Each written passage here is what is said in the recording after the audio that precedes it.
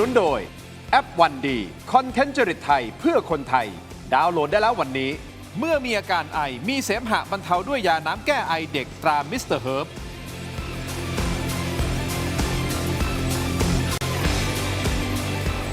สวัสดีครับต้อนรับทุกท่านเข้าสู่รายการถกไม่เถียงนะครับวันนี้ตามกันต่อสถานการณ์ชายแดนไทยกัมพูชานะครับเพิ่มดีกรีความร้อนแรงขึ้นมานะฮะหลังจากที่ตอนนี้มีข่าวออกมาว่ามีการฝึกบินโดรนไม่ใช่ทหารฝึกกันเองนะครับแต่เป็นการเกณฑ์ชาวบ้านฝึกบินโดรนฮะเป็นฝูงเขาใช้คำว่าเป็นฝูงฮะนี่ครับฝึกแบบมืดฟ้ามัวดินนะฮะคุณผู้ชมครับเช้าก็ฝึกตอนเย็นก็ฝึกกลางคืนก็ฝึกให้ชาวบ้านบินโดรนอันนี้มันน่าสงสัยแล้วนะครับคุณผู้ชมครับนอกเหนือจากนี้นี่เห็นไหมเห็นโดรนไหมฮะเนี่ยฮะเนี่ยที่นี่เนี่ยให้ชาวบ้านฝึกบินนะฮะอ้าวทำไมให้ชาวบ้านมาฝึกบินล่ะอันนี้คือการรบแบบใหม่โดยที่ไม่ต้องใช้คนแล้วใช่หรือไม่นอกเหนือจากนี้ครับยังมีฝึกปฏิบัติหลักสูตรสะเทินน้ำสะเทินบกฮะคุณผู้ชมครับลงลุยในน้ำด้วยนอกเหนือจากนี้ยังมีคลิปหลุดออกมามีการแฉว่าทางจีนเนี่ย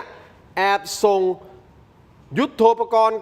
ขบวนใหญ่หนุนคลังแสงกัมพูชาครับขณะที่หน่วยข่าวกรองเปิดเผยข้อมูลลับนี่อันนี้น่าเป็นห่วงไหมครับเขาบอกกรมสัมพวุธของไทยได้มีการเช็คข่าวทางฝั่งเขมรได้ความว่าตอนนี้ทหารเขมรมีจรวด BM-21 อยู่ทั้งหมด 15,000 ลูกครับและกำลังจะหาเพิ่มจากประเทศจีนครับคุณผู้ชมอันนี้น่ากลัวนะครับถ้ามันเป็นจริงมันไปสวนทางกับวิกฤตเศรษฐกิจของบ้านเขายังไงก็ไม่รู้ซึ่งตอนนี้กำลังดิ่งเหวอยู่นะครับหลายฝ่ายก็ตั้งข้อสังเกตว่าเฮ้ยนี่คือเป็นการจัดฉากละครฉากใหญ่เพื่อที่จะปลุกกระแสชาตินิยมกลบความอดอยากของคนในประเทศใช่หรือไม่ทางด้านของทหารไทยเราก็ไม่ได้อยู่เฉยปรากฏการณ์3เหล่าทัพขยับครับคุณผู้ชมคณะเสนาธิการร่วมลงพื้นที่แนวชายแดนแต่ความพีคคือไปตรวจพบทหารกัมพูชาเข้ามาประชิดแนวรั้วสร้างบังเกอร์ห่างไปแค่20ไม่เกิน30เมตรจากเราเฮ้ยอันนี้มันใกล้เกินไปแล้วนะ too close for comfort แล้วนะอันเนี้ยปิดท้ายที่ประเด็นร้อนระดับชาติครับกรณีแอร์สาวชาวไทยที่ถูกจับกุมที่ออสเตรเลียข้อหานำเข้าเฮโรอีนและมีครอบครองเฮโรอีนนะครับเขาบอกว่าตอนนี้น้ำหนักรวมกันเกือบ2 กิโลกรัมแล้วนะฮะล่าสุดตำรวจออสเตรเลียและหน่วยความมั่นคงชายแดนร่วมประชุมกับปปส.ไทยครับเร่งขยายผลหาตัวผู้ที่เกี่ยวข้องกับคดีนี้เพิ่มเติมโดยคาดว่าจะมีความชัดเจนมากยิ่งขึ้นภายในสัปดาห์นี้นะครับเรื่องราวทั้งหมดนี้จะส่งสัญญาณอะไรถึงไทยเราต้องรับมืออย่างไรนะครับกรณียาเสพติดตรงนี้คุณผู้ชมอาจจะแล้วมันเกี่ยวข้องกับกัมพูชาอะไรยังไงหรือเปล่าเดี๋ยวจะเล่าอีกมุมหนึ่งให้คุณผู้ชมได้ฟังข้อมูลกับอาจารย์นะครับชิตตะวันขอต้อนรับก่อนเลยนะครับสุภาพสตรีนะครับจากคณะเศรษฐศาสตร์มหาวิทยาลัยเกษตรศาสตร์นะครับดรชิตตะวันชนะกุลครับสวัสดีครับนะครับสวัสดีท่านหนึ่งครับท่านหัวหน้าพรรคเศรษฐกิจนะครับท่านพลเอกรังสีกิติยานทรัพย์ครับสวัสดีครับสวัสดีครับขอบคุณทั้งสองท่านที่ให้เกียรติรายการถกไม่เถียงนะครับผมขอประเด็นนี้ก่อนท่านรังสีเห็นภาพเมื่อสักครู่นี้ไหมครับเอาขึ้นมาอีกทีนึงได้ไหมภาพโดรนนะครับฝึกบินนะฮะคุณผู้ชมเอาภาพขึ้นมาผมเล่าให้ฟังอย่างนี้เป็นความเคลื่อนไหวล่าสุดบริเวณแนวชายแดนไทยกัมพูชาหลังจากที่มีคลิปนี้เผยแพร่ออกมาจากฝั่งเพื่อนบ้านแสดงให้เห็นภาพการเกณฑ์ชาวบ้านในพื้นที่ชายแดนมาฝึกบินโดรนกับทหารกับสมาคมโดรนกัมพูชาและกองกำลังอารักขาฮุนเซนก็คือ BHQ คอยให้การสนับสนุนอยู่นะครับเขาบอกว่าซ้อมทั้งเวลากลางคืนซ้อมทั้งเวลากลางวันนะฮะนี่ไปดูคลิปกันนะฮะคุณผู้ชมทั้งนี้นะฮะการฝึกซ้อมดังกล่าวไม่ได้มาแค่10หรือ20ลำแต่มาพร้อมกันเนี่ยเขาบอกเป็นฝูงแมลงวันเลยนะฮะนี่มีการนับนะฮะ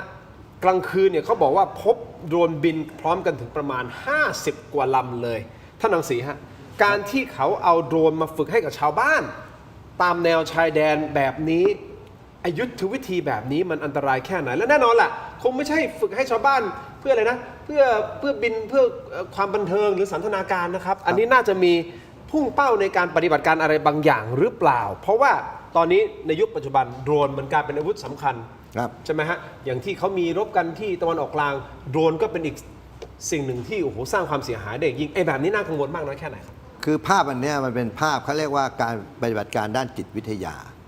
เพราะว่าไอ้โดรนทางวิธีเนี่ยไม่ว่าจะเป็นโดรนเคเมกาเซ่หรือโดรนลาดตระเวนเนี่ยมันไม่ได้เป็นการบังคับแบบนี้ไอ้นี่มันโดนของถมเราโอ้โห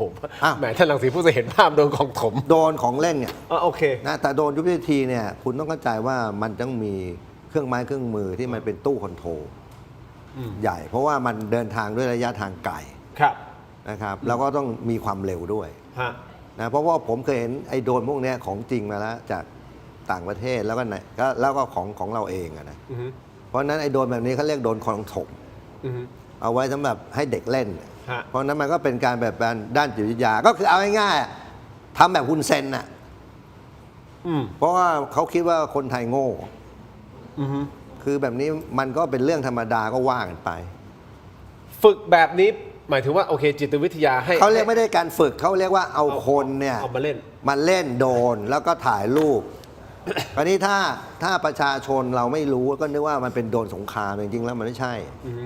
ก็โดนตัวนี้ก็ซื้อเมืองจีนก็ตัว300 400อะไรเนี่ยโอ้โห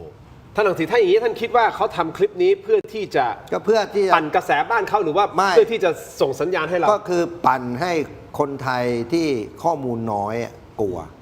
โอเคว่าก็เหมือนไอ้รถถังไอ้รุ่นปะการังเทียมรุ่นปะการังเทียมเอานั่นแหละผมไม่รู้ว่าก็รุ่นปะการังเทียมนั่นแหละไอ้นี่ก็เหมือนกันน่ะใช่ไหมไม่ต้องกังวลมากหรอไม่โดนจริงๆคุณรู้ว่าที่ทิ้งระเบิดตัวเท่าโต๊ะเนี่ยตัวใหญ่นะใช่ไอ้ชายเฮดโดนผมเห็นของจริงมาแล้วแล้วผมรู้ที่ผลิตด้วยแล้วผมไปดูของจริงมาแล้วผมเพิ่งกลับมาเนี่ยโอเคเพราะนั้นมันไม่ใช่ไอ้โดนของถมแบบนี้อันนี้ผมว่าเข้าใจว่าเขาน่าจะสื่อสารกับคนของในประเทศกันเองให้เห็นว่าเฮ้ยนี่เราแข่งขันในการแล้วคุณเข้าใจไหมโดนนี่มันปล่อยกันจริงๆมันต้องปล่อยจากฐานคุณเห็นของอิหร่านนะที่มันฟู่ออกไปหรือไม่ก็วิ่งบนรันเวย์ถ้าเป็นของสหรัฐเนี่ยจะวิ่งบนรันเวย์ใช่ลำใหญ่เลยที่เขาอยู่ในกาตาร์ไอ้นั่นก็เรียก UAV ที่มีปีกแต่ถ้าเป็นโดรนเนี่ยมันจะมี2 อย่างคือคุณปล่อยจากฐานกับคุณปล่อยจากรันเวย์แต่ไม่ใช่มาบินแบบนี้อ้อยอิงแบบนี้ไอ้นี่มันพวกโดนหิ่งห้อยอาจารย์ชิตวันอันนี้เขากำลังสร้างเขาเรียกอะไรนะสร้างภาพมาเพื่อให้หนึ่งแหละผมเข้าใจว่าน่าจะให้ประเทศของคนเขาเองให้เห็นว่านี่ไงเห็นว่าเรามีการฝึกนะ BHQ คอยอยู่ข้างหลังไม่ทินเข้าใจมาผมเห็นภาพโดนนี้ผมเห็นภาพที่มาเอารถถังเนี่ยเป็นฐานยิงเนี่ยผมเป็นจีนผมร้องไห้เลยทำไมก็มันขุดหลุมฝังตัวเองคุณเข้าใจว่ารถถังเนี่ยมันเป็นอาวุธเผด็จการลบภาษาอังกฤษเขาเรียกว่า Crown of the King ก็คือมงกุฎของกษัตริย์ฉายามันมีความรวดเร็วในการเคลื่อนที่มีความรุนแรงในการยิงนะเพราะฉะนั้นเนี่ยอยู่ดีมันเอาขุดหลุมแล้วก็รถถังมาตั้งแล้วทำเป็นฐานยิงแบบปืนใหญ่คุณว่ามันบ้าไหมก็แสดงว่าคุณเซนเนี่ยมันก็เป็นทหารโจรเขมรแดงจริงๆที่มันไม่รู้เรื่องยุทธวิธีลบในแบบและยิ่งไอ้พวกโดนพวกนี้มัน AI มันเทคโนโลยีเป็นไฮเทคโนโลยีคุณเซนมันก็ไม่รู้เรื่องมันก็บอกให้มึงไปเอาโดนของถมเมืองไทยมาโชว์ไอ้คนไทยก็มีแค่นั้นแหละไอ้โดนจริงๆไอ้ชายเฮดโดนไอ้พวกโดนล่องคนละอย่างเลยโอ้โหคนละเรื่องอันนี้เลยอาจารย์ธิตวันมีความคิดเห็นยังไงในประเด็นนี้ในการที่ผมกำลังจะสื่อว่าไอ้นี่มันเป็นการสร้างภาพให้แน่นอนให้คนในประเทศเขาเองด้วยให้กับเราเองด้วยแต่ภาพออกมาแบบนี้คือมันเป็นความพยายามในการที่จะกลบอะไรบางอย่างในบ้านเขาหรือเปล่าเริ่มต้นต้องบอกว่าเห็นด้วยกับท่านพลเอกรังสีนะคะว่าที่เขาเอามีข่าวรายวันเลยบินโดรนให้ชาวบ้านมาโน่นนี่นั่นเนี่ยมันก็เป็นการทำการในเชิงจิตวิทยาก็คือเหมือนให้คนไทยเนี่ยรู้สึกว่าเฮ้ยตอนนี้เขมรเตรียมพร้อมทุกอย่างแล้วประเทศไทยทหารไทยจะเป็นยังไงนะคะแล้วก็2เนี่ยมันก็คือเกี่ยวกับเรื่องชาตินิยมเพราะว่าเราจะเห็นได้ว่าเมื่อปี 2546 ตอนที่คนกัมพูชาเนี่ยเผาสถานทูตไทยในกรุงพนมเปญอันนั้นก็คือเกี่ยวกับเรื่องชาตินิยมเพื่อต้องการสร้างฐานคะแนนเสียงของฮุนเซนตรงๆรวมถึงนักการเมืองไทยด้วยที่รีบเอาฮอเนี่ยบินไปรับคนไทยในกรุงพนมเปญกลับมาเพราะฉะนั้นตรงนี้มันก็แน่นอนว่าเป็นการสร้างความรู้สึกให้ประชาชนชาวเขมรเนี่ยรู้สึกว่าเฮ้ยตอนนี้เราต้องเริ่มจัดการกับประเทศไทยแล้วนะตอนนี้ฮุนเซนเนี่ยจะจัดการแน่นอนคนกัมพูชาไม่ต้องวิตกกังวลแล้วมันก็จะทำให้ความ popularity ของฮุนเซนเนี่ยตอนนี้ที่มันดรอปลงมากๆเนี่ยเพิ่มมากขึ้นแต่อย่างไรก็แล้วแต่ตรงนี้ทาง กองทัพไทยเนี่ยไม่ประมาทอยู่แล้วนะคะโดยเฉพาะถ้าเกิดเขามีข่าวมารายวันทางกองทัพก็ต้องดูอยู่แล้วล่ะว่าอันนี้มันข่าวปลอมข่าวลวงหรือไม่อย่างไร แต่ประเด็นเรื่อง BM21อาจารย์อยากพูดตรงนี้นิดนึงเพราะว่าได้ทราบจากทหารหน้าแนวที่ทำการรบรอบ1แล้วก็รอบที่2มา BM21 ผมขอเพิ่มเติมนิดนึงนะฮะก่อนเดี๋ยวเราไปประเด็นนี้เลยนะฮะคุณผู้ชมครับก็คือว่ามีโพสต์ Thai Armed Force ใช่ไหมเอาขึ้นมาหน่อยนะครับคุณผู้ชมครับซึ่งข้อมูลนี้นะฮะเขาบอกว่าทางด้านของกัมพูชามีลูกระเบิด BM21 แต่ทั้งหมด 15,000 ลูกแล้วนะครับนี่คือหน่วยข่าวกรองแล้ว Thai Armed Force เอามาโพสต์แบบนี้บอกว่ากรมสัมภวุธของไทยมีการเช็คข่าวกับเขมรนะฮะคุณผู้ชมฝั่งเขมรเนี่ยปรากฏว่าไปเจอเขาบอกว่านี่นะข้อมูลนี่แหละครับ BM21 15,000 ลูกและกำลังหาเพิ่มจากจีนเชิญฮะ Army Armed Force นะฮะโอเคฮะ ค่ะก็หนึ่งก็คือไอเนี่ยลูกระเบิดของเขาเนี่ย ฮะ มีเยอะจริง ครับ อันนี้คือตั้งแต่รอบ1แล้วก็รอบ2คือทหารไทยหน้าแนวเนี่ยที่อยู่หน้าแนวทำการรบเขาบอกเลยโหยเขายิงมาไม่อั้นเลยนะอาจารย์ ครับ อันนี้คือเรื่องจริงนะคะ โอ้ ในขณะที่กรณีของประเทศไทยก็ต้องยอมรับว่าเราก็ยังมีการประหยัดระเบิดที่จะยิงไปสู่กัมพูชาอยู่นะเพราะฉะนั้นไอ้ตรงเนี้ยอันนี้ก็เป็นเรื่องหนึ่งที่แต่ก็ไม่น่ากังวลหรอกเข้าใจว่าทางกองทัพเขามีวิธีการที่จะรับมืออยู่แล้ว แต่คราวนี้ก็ต้องเรียนตามตรงว่าเขามีลูกระเบิดค่อนข้างเยอะนะคะเนื่องจากว่าก็ต้องประเทศกัมพูชาเนี่ยเขาเป็นแหล่งสแกมเมอร์และแม้ประเทศไทยเนี่ยจะมีการปิดด่านในเชิงนิตินัยแต่เราก็ยังไม่แน่ใจว่าในเชิงพฤตินัย ปิดได้หมดจริงหรือเป ใน ล่า ทางปฏิบัติน่ะปิดหรือไม่ปิดอย่างไร เพราะฉะนั้นเนี่ยมันก็เลยอาจจะมีแหล่งเงินไม่ว่าจะจากเรื่องสแกมเมอร์หรืออะไรอย่างเงี้ยที่มันเข้าไปทางรัฐบาลกัมพูชาพอเขามีเงินทุนเขาก็สามารถเอาไปซื้อในตลาดมืดนะคะแต่ว่าคราวนี้ในกรณีของรัฐบาลจีนเนี่ยตรงนี้อาจารย์ก็ยังมองว่าเวลาเราเนี่ยได้ยินข่าวอะไร เนื่องจากว่ามันก็กระทบกับความสัมพันธ์ระหว่างประเทศ เพราะฉะนั้นเนี่ยบางเรื่องเนี่ยมันต้องฟังหูไว้หู ครับ เพราะว่าถ้าหลาย ๆ กรณีในอดีตที่ผ่านมาเนี่ยเราจะเห็นได้แล้วว่าบางทีเนี่ยประชาชนพอได้ยินทั้งชาวโลกนะไม่ใช่เฉพาะชาวไทยพอได้ยินข่าวบางข่าวเนี่ยเราก็จะเชื่อเลยเช่นในกรณีของประเทศอิรัก ซึ่งมันเคยมีการสร้างกระแสในอดีตบอกว่าเฮ้ยซัดดัมฮุสเซนเนี่ยเป็นมหาปีศาจมีอาวุธนิวเคลียร์จะทำลายล้างโลก แต่ท้ายที่สุดเนี่ยพอกองกำลังนาโต้บุกเข้าไปในอิรัก ไม่เจออะไรเลย ฆ่าซัดดัมฮุสเซนเสร็จท้ายสุดเจอแต่บ่อน้ำมัน เพราะฉะนั้นตรงนี้ก็คืออาจารย์ก็ยังมองว่าท้ายที่สุดแล้วเนี่ยเราต้องฟังหูไว้หูนะคะเพราะว่าตามข้อเท็จจริงเนี่ยรัฐบาลจีนไม่ได้ชอบฮุนเซนโอเคเขามีผลประโยชน์อยู่ในประเทศกัมพูชา แต่เขาไม่ได้ชอบฮุนเซนอันนี้พิจารณามาจากหลายเรื่องก็คืออย่างตอนปลายปีที่แล้วนะคะข่าวจากทางการจีนเนี่ยชี้ชัดว่าท่านประธานาธิบดีสีจิ้นผิงเนี่ยบอกฮุนเซนเลยนะคะว่าถ้ายูเนี่ยไม่จัดการเรื่องสแกมเมอร์แล้วก็เรื่องอื่นๆยาเสพติดที่มันทำให้ชีวิตของคนจีนเนี่ยต้องมีปัญหาทางการจีนจะตัดหางปล่อยวัดฮุนเซนแล้วนะคะเพราะฉะนั้นตรงจุดนี้โอเคเขาก็ ครับ มีความสัมพันธ์กันมา ครับ แต่ท้ายสุดยังไงก็ยังเชื่อว่ามันก็ไม่น่าจะให้แบบเต็มร้อยนะคะกับประเทศกัมพูชาค่ะ แต่15,000 ลูกนี่มีโอกาสเป็นไปได้สูง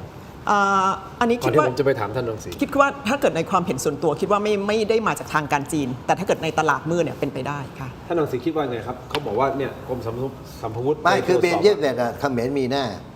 ฮะ แต่15,000 ลูกผมว่าเกินจริงเขมรไม่มีตังค์ขนาดนั้น อืม มันถ้าผมจำไม่ผิดเบียร์ยี่เบ็ดเนี่ยชุดหนึ่งมัน12 ท่อยิง อือฮึ รถหนึ่งคัน อือฮึ12 12ท่อยิง 12 ท่อยิงเนี่ยมันยิงเป็นชุดละ 6 ฮะ เพราะฉะนั้นนะถ้ามันมี 15,000 ลูกจริงแสดงว่ามันมีประมาณร้อยกว่าชุดยิงเลยผมเชื่อว่าไม่ถึง แต่มีแน่เพราะมันยิงกับเรามาหลายรอบแล้ว ฮะ แต่ว่าทั้งหมดเนี่ยมันคุณต้องยอมรับว่าตอนเนี้ยมันมี I.O. ปั่นอยู่ตลอดเวลา ฮะ นะครับ คุณสังเกตไหมว่าทำไมกองทัพไทยไม่เคยพูดเรื่องพวกนี้เลยไม่เคยโชว์โดรนไม่เคยโชว์รถถัง ไม่เคยโช เขา ว์ ไม่ต้องการให้เขาข้าศึกรู้ว่าเรา ไม่ใช่เราเหนือกับมันไง อ๋อ ทำไมเราต้องโชว์สมมติว่าคุณเหนือกับคู่แข่งคุณต้องมาคุยโวไงไอ้คนที่ดิ้นมากๆได้ไปฮุนเซนแสดงว่ามันไม่มีจริง อืม แล้วมันกำลังตัดสินใจอย่างหนักเพราะอะไรมันถูกจีนเรียกไปปรับทัศนคติอะ อืม นี่มันไปกับเตียบันเนี่ยคุณรู้เปล่าว่าจีนนะเขาสั่งให้มันเอาเตียบันไปด้วย มันนะไม่อยากเอาเตียบันไปหรอก รอบนี้นะฮะ ที่มันเพิ่งไปโดน ล่ อบรมมาเนี่ยโดนจีนอบรมมาเนี่ย ครับ แล้วจีนเนี่ยเขาเรียกคุณมาเน็ตไปอีกแล้วคุณรู้ป่ะกลางเดือนหน้า อ๋อเหรอฮะไปอีกรอบ คุณแปลกไหมว่าทำไม จีนเรียกฮุนเซนแล้วไม่เอาไอ้ฮุนมาเน็ตไปด้วย อืม เพราะว่า แยกไป เพราะว่าอะไรป่ะตอนนี้ฮุนมาเน็ตฮุนเซนเนี่ยมันก็แตกกันคนละแนวความคิดคุณรู้ป่ะฮุนเซนเนี่ย พ่อกับลูกนี่นะฮะ เอาแน่นอนคุณว่าพ่อกับลูกทะเลาะกันไม่ได้อะคุณใครทะเลาะกับพ่อคุณไหมถูกว่ามันไม่ใช่เรื่องแปลก มาทะเลาะกันแต่สุดท้ายก็กลับมาคืนดีกัน เอา พ่ ดิ อลูกอ่ะ คุณทำใจเป็นคุณมาเน็ตส่งไปเรียนเวสต์พอยต์ ฮะ มันไปเจอกับการศิวิไลของประเทศมหาอำนาจ ฮะ แต่มันต้องมาปกครองประเทศเขมรแบบฮุนเซนคุณว่ามันรับได้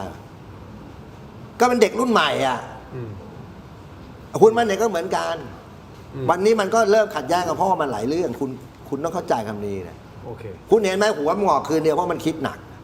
เออ ว่าไอ้หาแล้วกูไปเรียนเวสต์พอยต์มากูไม่ได้ใช้เลย เออ สุดท้ายใช้ยุทธวิธีเขมรแดง ฮะ วางกับระเบิดผิดออตตาวาแล้วก็บังคับให้มันไปขอเงินออตตาวาคุณเห็นไหมว่าคุณมาเนี่ยจะบินออกนอกตลอด คือให้คุณมาเนี่ยไปออกหน้าเป็นเด็กรุ่นใหม่ แล้วไปขอเงินออตตาวาไปขอนู่นขอนี่ขอนี่ฮุนเซนนั่งบัญชาการแต่วันนี้ฮุนเซนเนี่ยออกมาเล่นเองเต้นแรงเต้นกาเองเดินก็จะไม่ไหว เพราะอะไร อืม เพราะว่าฮุนมาเน็ตเนี่ยใช้ไม่ได้แล้วไง อืม ฮุนเซนมันถึงออกมาเต้นเองคุณต้องมองแบบนี้นะครับ ความขัดแย้งระหว่างตระกูลคุณกับตระกูลเตียเนี่ยมีมานาน ฮะ คุณรู้เปล่าว่าน้องเตียบาน ฮะ หรือแม้กระทั่งเตียเซฮาเนี่ย ครับ ถูกถอดออกจากการคุมกำลังทั้งหมด อืม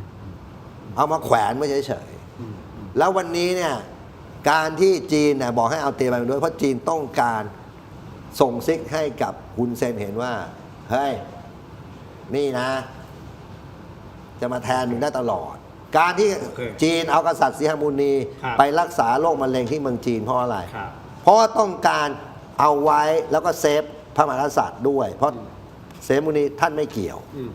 ท่านก็เป็นหุ่นเชิดของคุณเซนเหมือนกัน ครับ แต่จีนเตรียมเจ้าฟ้าจักรอาวุธไว้เรียบร้อยแล้ว นั่นเลยคุณ คุณ ผู้ชม คุณอย่าลืมว่าจีนเนี่ยเขามหาอำนาจ ครับ เขามองฉากเขามองเนี่ยเขามองหมากหลายชั้น โอเค ทำไมเขาไปหาคิมจองอึมกลับมาถึงเรียกประเทศมาเต็มเลย เอาเราก็ไป เพราะอะไรคุณอย่าลืมนะ เราเซ็นสัญญาอินโดแปซิฟิกปี ครับ 62 ครับ คุณมาเนี่ยเซ็นปี ครับ 69 จีนต้องการรู้ว่าถ้าเกิดเขาปะทะกับสหรัฐในภูมิภาคทะเลจีนใต้ อืม เอายังไง อืม การที่หวังอี้ขอไปกระบี่เนี่ย ฮะ คือหวังอี้บอกกูรู้นะว่ามึงเอาเครื่องบินสหรัฐมาเติมน้ำมันนี่ที่นี่แล้วไปทิ้งระเบิดที่อิหร่านคุณอย่าลืมว่าจีนเขาไม่โง่หรอกคราวนี้ ครับ มันอยู่ที่ว่าเราเอายังไงไง เราจะต้องประคองความเป็นกลางให้ได้มากที่สุดอยู่แล้วนะครับคุณผู้ชมคบ เราไม่ใช่ แต่ เราไม่ใช่ประคองความเป็นกลางทินสงครามครั้งนี้ไม่เหมือนสงครามโลกครั้งที่สองคุณต้องสร้างสมดุลทางยุทธศาสตร์ให้ได้ โอเค สร้างสมดุลทางยุทธศาสตร์ ถูก สร้างยังไง เดี๋ยวให้ขอความรู้ท่าน ครั อา บ ศีเพิ่มเติมแต่ขออนุญาตพักสักครู่นิดเดียวนะครับ เดี๋ยวกลับมาช่วงหน้าฮะจะมีประเด็นเรื่องของจีนเขาบอกมีข้อมูลว่าจีนแอบส่งอาวุธให้กับกัมพูชาเพิ่มเติมอีกนะครับในขณะเดียวกันเรารอคิวอยู่นะฮะว่าอาวุธที่เราสั่งไปกระสุนที่เราสั่งไปจากจีนทำไมยังไม่ได้สักทีนะครับนั่นคือประเด็นที่หนึ่งประเด็นที่สองคุณผู้ชมครับทางด้านของฮุนเซนก็ไปพบรัฐมนตรีกระทรวงความมั่นคงสาธารณรัฐของเวียดนามฮะ มีนัยยะอะไรหรือเปล่า ทั้งสองท่านคิดเห็นอย่างไร และเดี๋ยวช่วงหน้ากลับมาพูดคุยกันต่อ มีการฝึกสะเทินน้ำสะเทินบกของฝั่งกัมพูชาด้วยนะครับ สักครู่เดียวครับ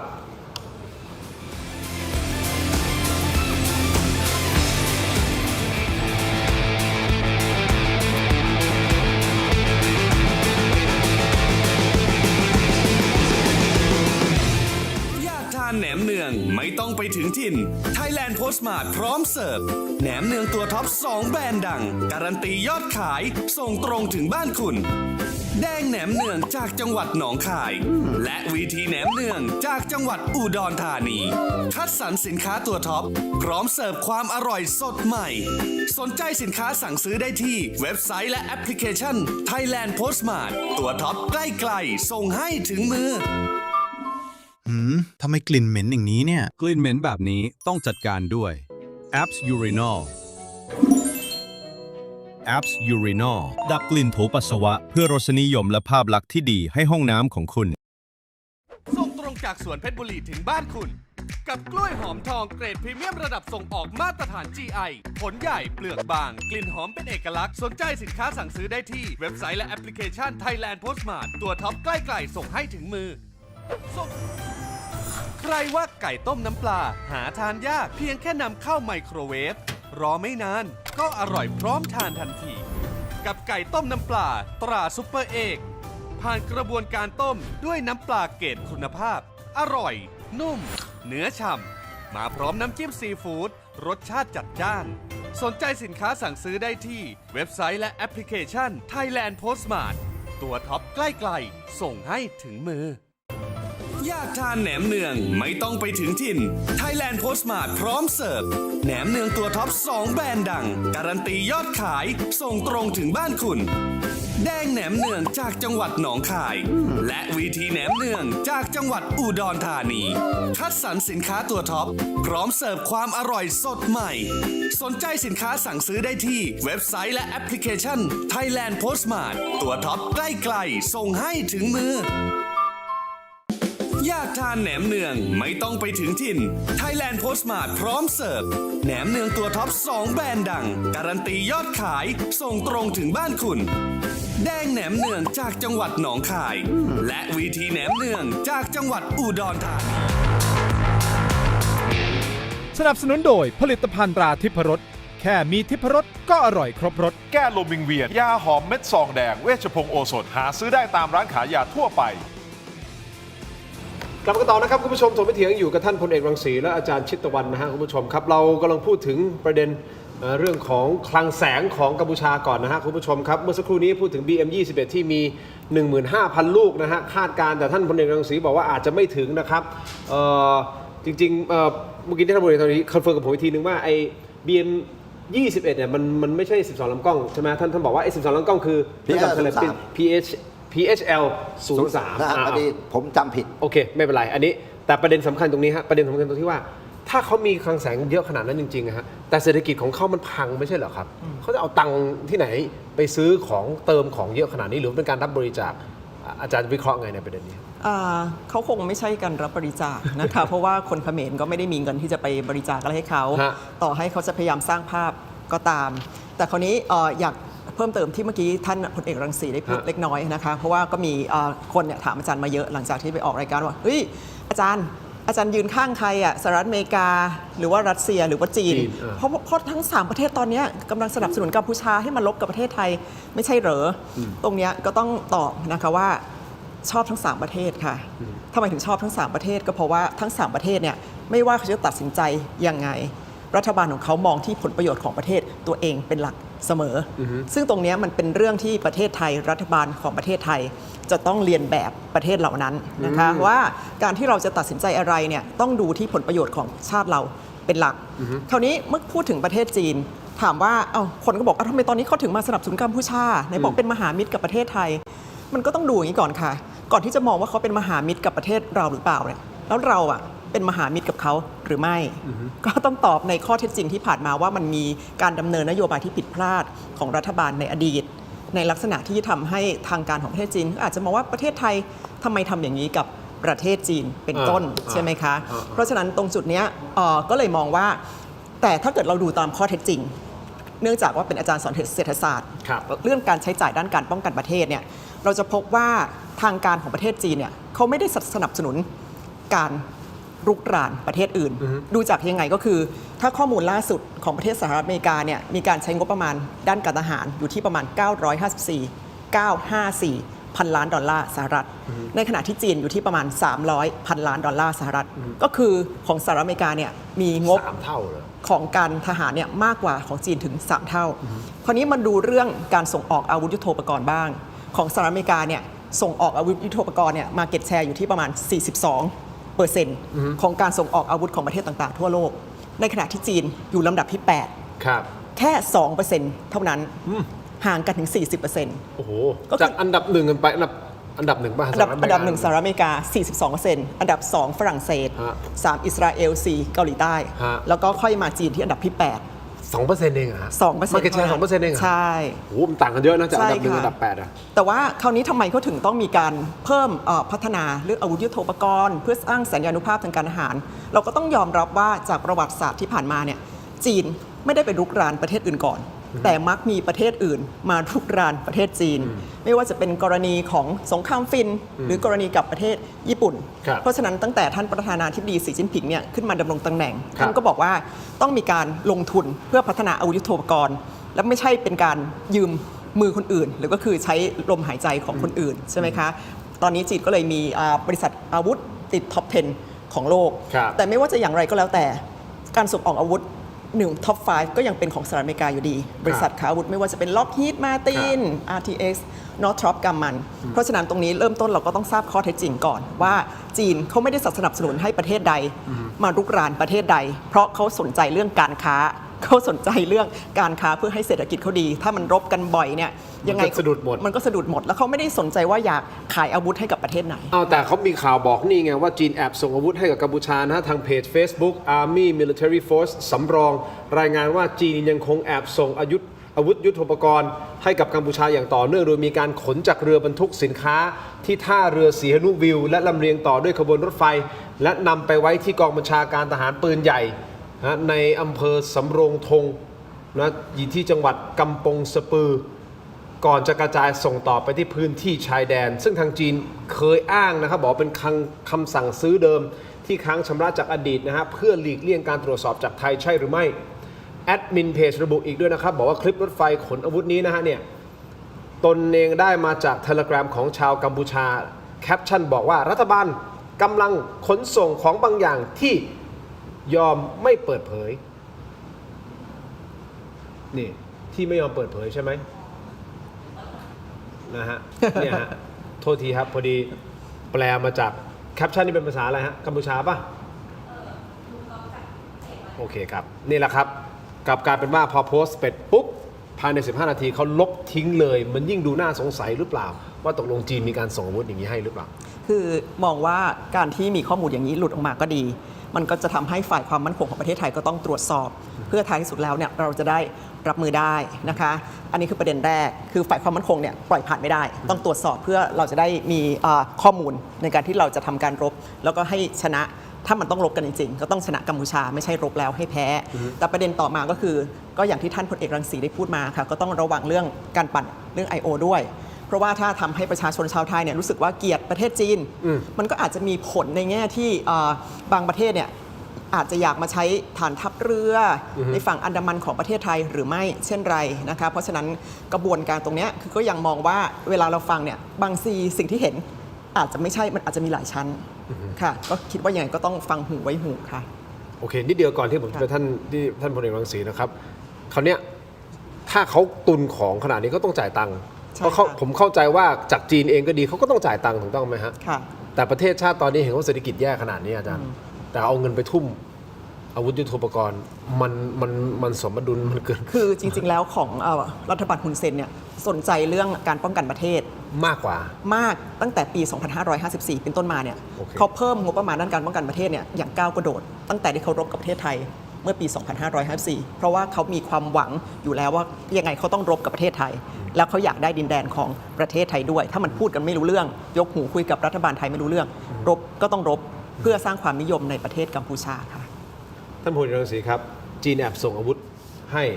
ประหลาดใจไหมฮะผมว่าอันนี้ไม่ได้แอบแล้วมันออกมาเป็นภาพแบบนี้ แต่อันนี้เอาแบบนี้ GDP ของเราเนี่ยโตกับเขมรเนี่ย18 เท่าของเราปีละ18 ล้านล้านเขมรมันปีละ1 ล้านล้านครับผมว่าถ้าอาวุธเราน้อยกับมันเราก็ต้องยอมมันซึ่งจริงๆแล้วผมเชื่อว่าเราไม่มากมันเยอะเขมรมันเป็นประเทศยากจนอ่ะเป็นประเทศที่น่าสงสารแล้วมันมีผู้นำบ้าบอคอแตกเนี่ยถือว่าเป็นข้อกรรมของคนกัมพูชาคือวันนี้เราไม่มีอะไรมากเราเตรียมตัวปะทะกับมันรอบนี้แต่เราออเดอร์อาวุธกระสุนจากจีนนะฮะเหมือนออเดอร์ทำไมยังไม่มาถึงเราไม่ได้ซื้อประเทศเดียวหลักการซื้ออาวุธของกองทัพไทยเนี่ยกระจายความเสี่ยงเพราะเรามีบทเรียนกับสหรัฐเมื่อปี2519พอสหรัฐถอนฐานทัพออกจากเวียดนามเขาทิ้งเราเลยวันนั้นน่ะเราหน้ามืดเลยเพราะนั้นเนี่ยมันเป็นบทเรียนของเราว่าจากนี้ไปเราต้องซื้ออาวุธหลายๆประเทศหลายก็ดูเนี่ยเครื่องบินเรามีทั้งของเกาหลีมีทั้งของสวีเดนมีทั้งของอเมริกามีทั้งของจีน เรือเหมือนกัน เราก็ซื้อกองทัพบกก็เหมือนกัน เราซื้อคือเรากระจายความเสี่ยง ครับ เพราะคุณอย่าลืมว่าวันใดวันหนึ่ง เราไม่รู้ว่าเราจะลบกับพันธมิตรประเทศที่เราซื้ออาวุธหรือเปล่า อันนี้คือบทเรียนของเราไง เพราะฉะนั้นคุณไม่ต้องห่วงหรอก เราไม่มีกระสุนจริงๆเราก็มีจากที่อื่น ครับ แล้วจริงๆกระสุนของเราเองเราก็ผลิตเองได้ ฮะ หลายอย่างแล้ว เราอุตสาหกรรมป้องกันประเทศเราก้าวหน้าไปเยอะจรวดวิถีไกลเนี่ยเราก็มีแล้ว ก็โดยไอ้ DTI เนี่ยแหละ ครับ เราดำเนินการสร้างของเรา แล้วรัศมีไกลกว่า PS-03 ด้วย ครับ เพราะฉะนั้นไม่ต้องกังวล คือวันนี้เนี่ยผมกังวลอยู่อย่างเดียวนั่นนะ คือ ถ้ากองทัพตัดสินใจลุกออกนอกประเทศเนี่ยรัฐบาลอย่าคัดค้าน กลัวจะไม่ลงรอยกันตรงนี้ ไม่ใช่ เพราะว่า ถ้าทหารบอกว่าเฮ้ย ไม่ จำเป็นจะต้องออกแต่รัฐบาลคัด ผม ค้าน เห็นใจนายก เพราะนายกต้องรับผิดชอบ เพราะนายกเป็นผู้นำสูงสุดคุณเข้าใจไหม เออ เพราะนั้นเนี่ยคือเหล่าทัพว่าผมเชื่อวันนี้เขาคิดในใจแล้วว่า ตกผลึกแล้วว่ารอบนี้ต้องลบแตกหักแล้วลุกออกนอกประเทศ แต่การลุกออกนอกประเทศเนี่ยคือการประกาศสงครามคุณเข้าใจปะ ครับ เพราะนั้นนายกเองในฐานะผู้นำสูงสุดต้องรับผิดชอบเนี่ย คุณผู้ชมครับ อันเนี้ยสิ่งที่ท่านพลเอกรังสีพูดนะครับ ก็มันมีกรณีของกองกำลังบุรพาได้ประกาศปิดเส้นทางเข้าออกที่พื้นที่รอยต่อบริเวณบ้านหนองจานที่ผมรายงานจำได้ไหมครับ ปรากฏว่าล่าสุดนะฮะคุณผู้ชมครับทางด้านของ3เหล่าทัพขยับแล้วครับ โดยคณะเสนาธิการจากทั้ง3เหล่าทัพได้ลงพื้นที่ร่วมกันนะครับไม่ว่าจะเป็นกองทัพบกนะฮะกองทัพเรือรวมถึงกองทัพอากาศครับเดินทางไปประชุมร่วมกันที่กองกำลังบูรพานะที่จังหวัดสระแก้วก่อนที่จะลงพื้นที่ไปชายแดนบ้านหนองจานครับเพื่อตรวจเยี่ยมการปฏิบัติงานติดตามสถานการณ์ตรวจสอบความพร้อมของพื้นที่ในทุกมิติ อันนี้เป็นการส่งสัญญาณอีกอย่างหนึ่งหรือเปล่าแบบชัดเจนว่าพร้อมและอาจจะมีการปะทะกันเกิดขึ้นใช่หรือไม่ผมขออนุญาตพักสักครู่นะครับคุณผู้ชมช่วงหน้ากลับมาคุยกันต่อครับถกประเด็นครับ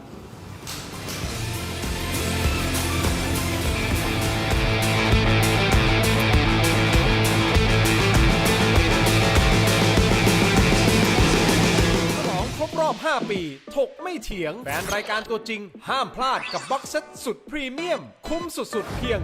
799 บาทคุณจะได้รับไอเทม4รายการ 1. เสื้อรุ่นประวัติศาสตร์ 2. ลายเซ็นจากผมถิ่นโชคกมลกิจ 3. ยาดมสมุนไพรอุ้ยอันโอสถรุ่น Limited Edition และ 4. สติกเกอร์เซ็ตสุดกวนเอาไปแปะให้สะใจสั่งซื้อด่วนวันนี้ส่งฟรีได้ร่วมทำบุญกับมูลนิธิบ้านพระพรรีบหยิบมือถือขึ้นมาสแกน QR Code บนหน้าจอตอนนี้ได้เลยช้าหมดอดแน่นอน น้องฝันดีเป็นกระต่ายน้อยที่รักการร้องเพลงเป็นชีวิตจิตใจ น้องฝันดีซ้อมร้องซ้อมเต้นทุกวันอย่างไม่เคยเหน็ดเหนื่อย แต่แล้วเรื่องไม่คาดฝันก็เกิดขึ้นก่อนวันแข่งเพียงวันเดียวยามีในขณะที่ความหวังกำลังจะหมดไปน้องฝันดีก็มองเห็นบางสิ่งพี่คิดดีเราร้องเพลงไม่ได้แต่เรายังเต้นได้นี่นาและลำดับต่อไป ขอเชิญพบกับน้องฝันดีครับ น้องฝันดีจะทำอะไรน่ะเธอไม่ได้มาร้องเพลงหรอกหรอว้าวถึงจะร้องเพลงไม่ได้แต่น้องฝันดีก็เปลี่ยนวิกฤตให้เป็นการแสดงที่ยอดเยี่ยมพร้อมกับเพื่อนๆของเธอด้วยความคิดสร้างสรรค์อันน่าทึ่งทำให้น้องฝันดีได้รับรางวัลไปครองและที่สำคัญที่สุดเธอยังได้เรียนรู้บทเรียนอันมีค่าอีกด้วยเมื่อแผนหนึ่งไม่สำเร็จเราก็สร้างแผนใหม่ได้เสมอค่ะอย่ายอมแพ้นะครับจำไว้นะคะเด็กๆทุกปัญหามีทางออกเสมอขอแค่เราไม่ยอมแพ้ดูนิทานย้อนหลังกลับมาต่อนะครับคุณผู้ชมถกไม่เถียงครับอยู่กับท่านพลเอกรังสีนะฮะและอาจารย์ชิตวรรณนะครับอันนี้ผมทวนสั้นๆนิดนึงนะครับ3เหล่าทัพนะฮะลงพื้นที่ไปนะครับจากสถานการณ์ความวุ่นวายปรากฏว่าล่าสุดความเคลื่อนไหวครั้งใหญ่ที่เรียกกันว่า3เหล่าทัพขยับโดยคณะเสนาธิการจากทั้ง3เหล่าทัพนะนำโดยท่านพลเอกชัยพฤกษ์ด้วงประภัตท่านเป็นเสนาธิการทหารบกนะครับรวมถึงท่านพลเรือเอกธาดาวุฒิทัศน์พิทักษ์กุลนะฮะท่านเป็นเสนาธิการทหารเรือและท่านพลอากาศเอกอนุรักษ์รมนรักษ์นะครับท่านเป็นเสนาธิการทหารอากาศนะฮะท่าน3ท่าน กับคณะเดินทางไปร่วมประชุมกันที่กองกำลังบูรพาที่จังหวัดสระแก้วแล้วไปตรวจเยี่ยมการปฏิบัติงานติดตามสถานการณ์อย่างใกล้ชิดในทุกมิติไฮไลท์สำคัญของการลงพื้นที่ในครั้งนี้นะฮะอาจารย์ทั้งสองท่านครับอยู่ที่บริเวณด่านบึงตะกวนนะฮะเมื่อท่านพลเอกชัยพฤกษ์เสนาธิการทหารบกปีนรั้วของคาสิโนเพื่อตรวจการดูสถานการณ์ฝั่งตรงข้ามด้วยตัวเองนี่ท่านปีนขึ้นไปแล้วไปดูแล้วครับแต่สิ่งที่ท่านไปพบคืออะไรรู้ไหมฮะทหารแคนเบเดียกัมพูชาครับเข้ามาประชิดแนวรั้วและสร้างบังเกอร์ห่างออกไปเพียง20เต็มที่30เมตรครับมันเป็นระยะที่ใกล้เกินไปหรือเปล่าผิดจากข้อตกลงที่ควรจะเป็นเดี๋ยวถามทหารก่อนสั้นๆนิดนึงฮะท่านพลเอกรังสีปกติเวลาเขาตรึงกำลังเนี่ยมันตรึงกันใกล้ขนาดนี้เลย20เมตรเหมือนหน้าเนี่ยประตูศัตรูจนถึงตรงนี้เองนะใกล้ๆเลยนะก็มันมีเฉพาะไอ้ฮุนเซนที่มันทำแบบนี้โอเคเพราะว่าอาวุธสมัยนี้คุณก็รู้แล้วมันรุนแรงแค่ไหนถูกไหมถ้ามันรักทหารมันไม่เอาทหารมันมาเป็นล่อเป้าเนี่ยนะครับคราวนี้แล้ว3เหล่าทัพลงแบบนี้มันส่งสัญญาณอะไรครับท่านครับคือเราต้องใช้คำว่าวันนี้เนี่ยกองทัพบกกองทัพเรือกองทัพอากาศเนี่ยส่งเขาเรียกว่าเสใหญ่ลงไปครับคือฝ่ายเสมันมีตั้งแต่ระดับกองพันกองพลกองทัพอันนี้ส่งระดับเสใหญ่ก็คือเป็นหัวหน้าของฝ่ายเสลงไปทั้ง3เหล่าก็หมายถึงว่าไปทำแผนสมบูรณ์ไปตรวจภูมิประเทศอีกรอบหนึ่งแล้วก็กลับมาทำแผนสมบูรณ์ก่อนที่จะให้ผู้บัญชาการทัพบกผู้บัญชาการเรือผู้บัญชาการอากาศตัดสินใจเหมือนเป็นไฟนอลเช็คงี้ถูกต้องไฟนอลเช็คปุ๊บถูกต้องแล้วทำรายงานขึ้นไปถูกต้องผู้ใหญ่ว่าไงว่างั้นอันนี้เขาเรียกว่าทางการเขาเรียกว่าเป็นข้อตกลงใจของฝ่ายเสนาธิการก่อนที่จะให้ผู้บัญชาอนุมัติแผนแสดงว่าเป็นอีกขั้นหนึ่งของการก็คือวันนี้แผนสมบูรณ์แล้วโอเคทุกเรื่องแล้วก็จะเป็นการลบ3มิติคือน้ำฟ้าฝั่งโอเคนี่ท่านพลเอกรังสีวิเคราะห์อย่างนี้อาจารย์ชิตวันลงพื้นที่และล่าสุดก็เพิ่งลงไปเหมือนกันถูกต้องไหมฮะได้มีข่าวอะไรเกี่ยวกับการเตรียมความพร้อมในพื้นที่บ้างไหมครับเอาเท่าที่เล่าได้นะครับน่าสนใจก็คือถ้าตอนนี้พวกทหารเขมรไม่ได้ปีนขึ้นมาแล้วไม่ได้ปีนขึ้นมาที่สันปะน้ำที่ตอนนี้ทหารไทย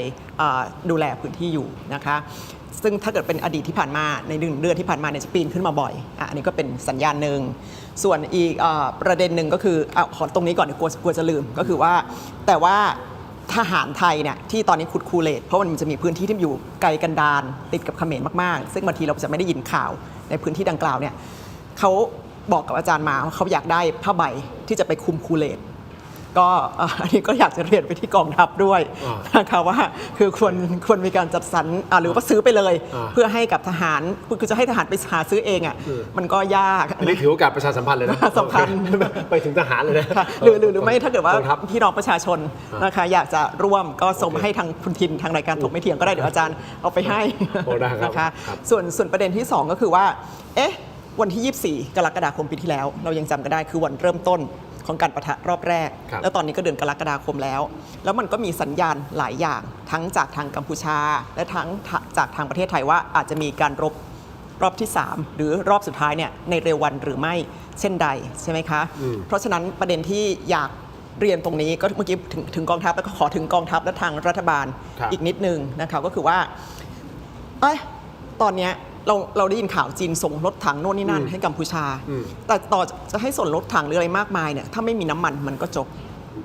แต่ประเด็นตอนนี้ก็คือมันยังมีน้ำมันของประเทศไทยหลุดลอดไปยังประเทศกัมพูชาค่อนข้างเยอะนะคะซึ่งทางที่มันชัดเจนจริงๆไม่ใช่ทางเถื่อนเนี่ยก็คือการส่งน้ำมันของประเทศไทยไปยังประเทศลาวที่ด่านช่องเม็กอำเภอสิรินธรจังหวัดอุบลราชธานีนี่ชี้เป้าเลยนะอาจารย์ชี้เป้าเลยนั่นแหละแน่นอนค่ะเพราะว่าสถิติเดือนมีนาคมที่ผ่านมามันชี้ชัดแล้วว่ามีการเพิ่มขึ้นลาวเนี่ยเขาใช้น้ำมันเพิ่มขึ้นถึง 44.4% น้ำมันดีเซลแล้วก็น้ำมันสำเร็จรูป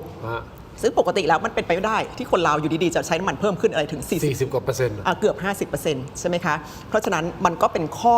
ที่ประชาชนแล้วก็ทหารหน้าแนวเขากังวลอยู่แล้วล่ะว่ามันมีน้ำมันของประเทศไทยหลุดไปยังประเทศกัมพูชาจากการส่งน้ำมันของไทยไปยังลาวที่ด่านช่องเมกอำเภอสิรินธรจังหวัดอุบลราชธานีหรือไม่คราวนี้หลายกรณีเนี่ยทางกองทัพมักจะบอกว่ามันเป็นยุทธวิธีแต่ถ้าเกิดเรื่องนี้จะอ้างยังไงดีมันยุทธวิธีมันไม่ใช่แล้วคือยังไงก็มองว่ายังไงด่านอำเภอสิรินธรเนี่ยด่านช่องเมกอำเภอสิรินธรจังหวัดอุบลราชธานีทางกองทัพจะต้องรีบปิด แล้วก็ให้ประเทศไทยเนี่ยส่งน้ำมันไปที่ประเทศลาวที่ด่านอื่นไม่ว่าจะเป็นด่านหนองคายที่ติดกับเมืองหลวงก็คือเวียงจันทร์ของประเทศลาวนะคะหรือด่านมุกดาหารที่ติดกับสวรรณเขตซึ่งเป็นเมืองใหญ่ของประเทศลาวค่ะเพราะฉะนั้นน้ำมันตรงนี้ให้ระวังใช่ค่ะเพราะว่าต่อให้มีอาวุธยุทโธปกรณ์ดีแค่ไหนถ้าน้ำมันไม่มีไปต่อยากใช่สั้นๆนะท่านพลเอกรังสีคิดว่ามีการส่งน้ำมันไม่น้ำมันมันมีอยู่แล้วฮะมันมีเล็ดลอดทั้งทางบกและทางเรือไม่ใช่ทางบกอย่างเดียวหรอกทางเรือก็มีโอเคนะฮะคุณผู้ชมครับสแกน QR Code ตอนนี้ฮะคุณผู้ชมเดี๋ยวเราไปที่ออนไลน์ของเรานะครับ YouTube ก็คือ Terror Digital นะฮะ Facebook ถกไม่เถียงครับไปตอนนี้เดี๋ยวไปพูดคุยกันต่อนะครับยังมีคลิปนี้ฮะคุณผู้ชมครับทหารเขมรทำท่าว่ามาขอน้ำจากทหารไทยพอได้น้ำไปเสร็จปุ๊บไปโพสต์แซะฮะคุณผู้ชมนี่เราจะมีเหตุการณ์ทั้งหมดตรงนี้แล้วนะครับมาขอน้ำไอ้ความที่มีมนุษยธรรมความใจดีของเราเนี่ยให้ไปเสร็จปุ๊บสุดท้ายมาแซะมาแขวะเรานะฮะนอกเหนือจากนี้ฮุนเซนไปพบกับรัฐมนตรีกระทรวงความมั่นคงสาธารณะของเวียดนามเมื่อวานนี้อันนี้สิครับต้องมาวิเคราะห์ต่อว่าตกลงเนี่ยเดินสายสร้างพันธมิตรแล้วใช่หรือไม่สถานการณ์แย่มากขนาดนั้นในประเทศเขาเศรษฐกิจพังใช่หรือไม่ต่อกันในออนไลน์นะครับสำหรับทีวีขอบคุณอาจารย์ชิตตะวันครับขอบคุณครับท่านรังสีเจอกันในออนไลน์ถกไปเถียงสวัสดีครับ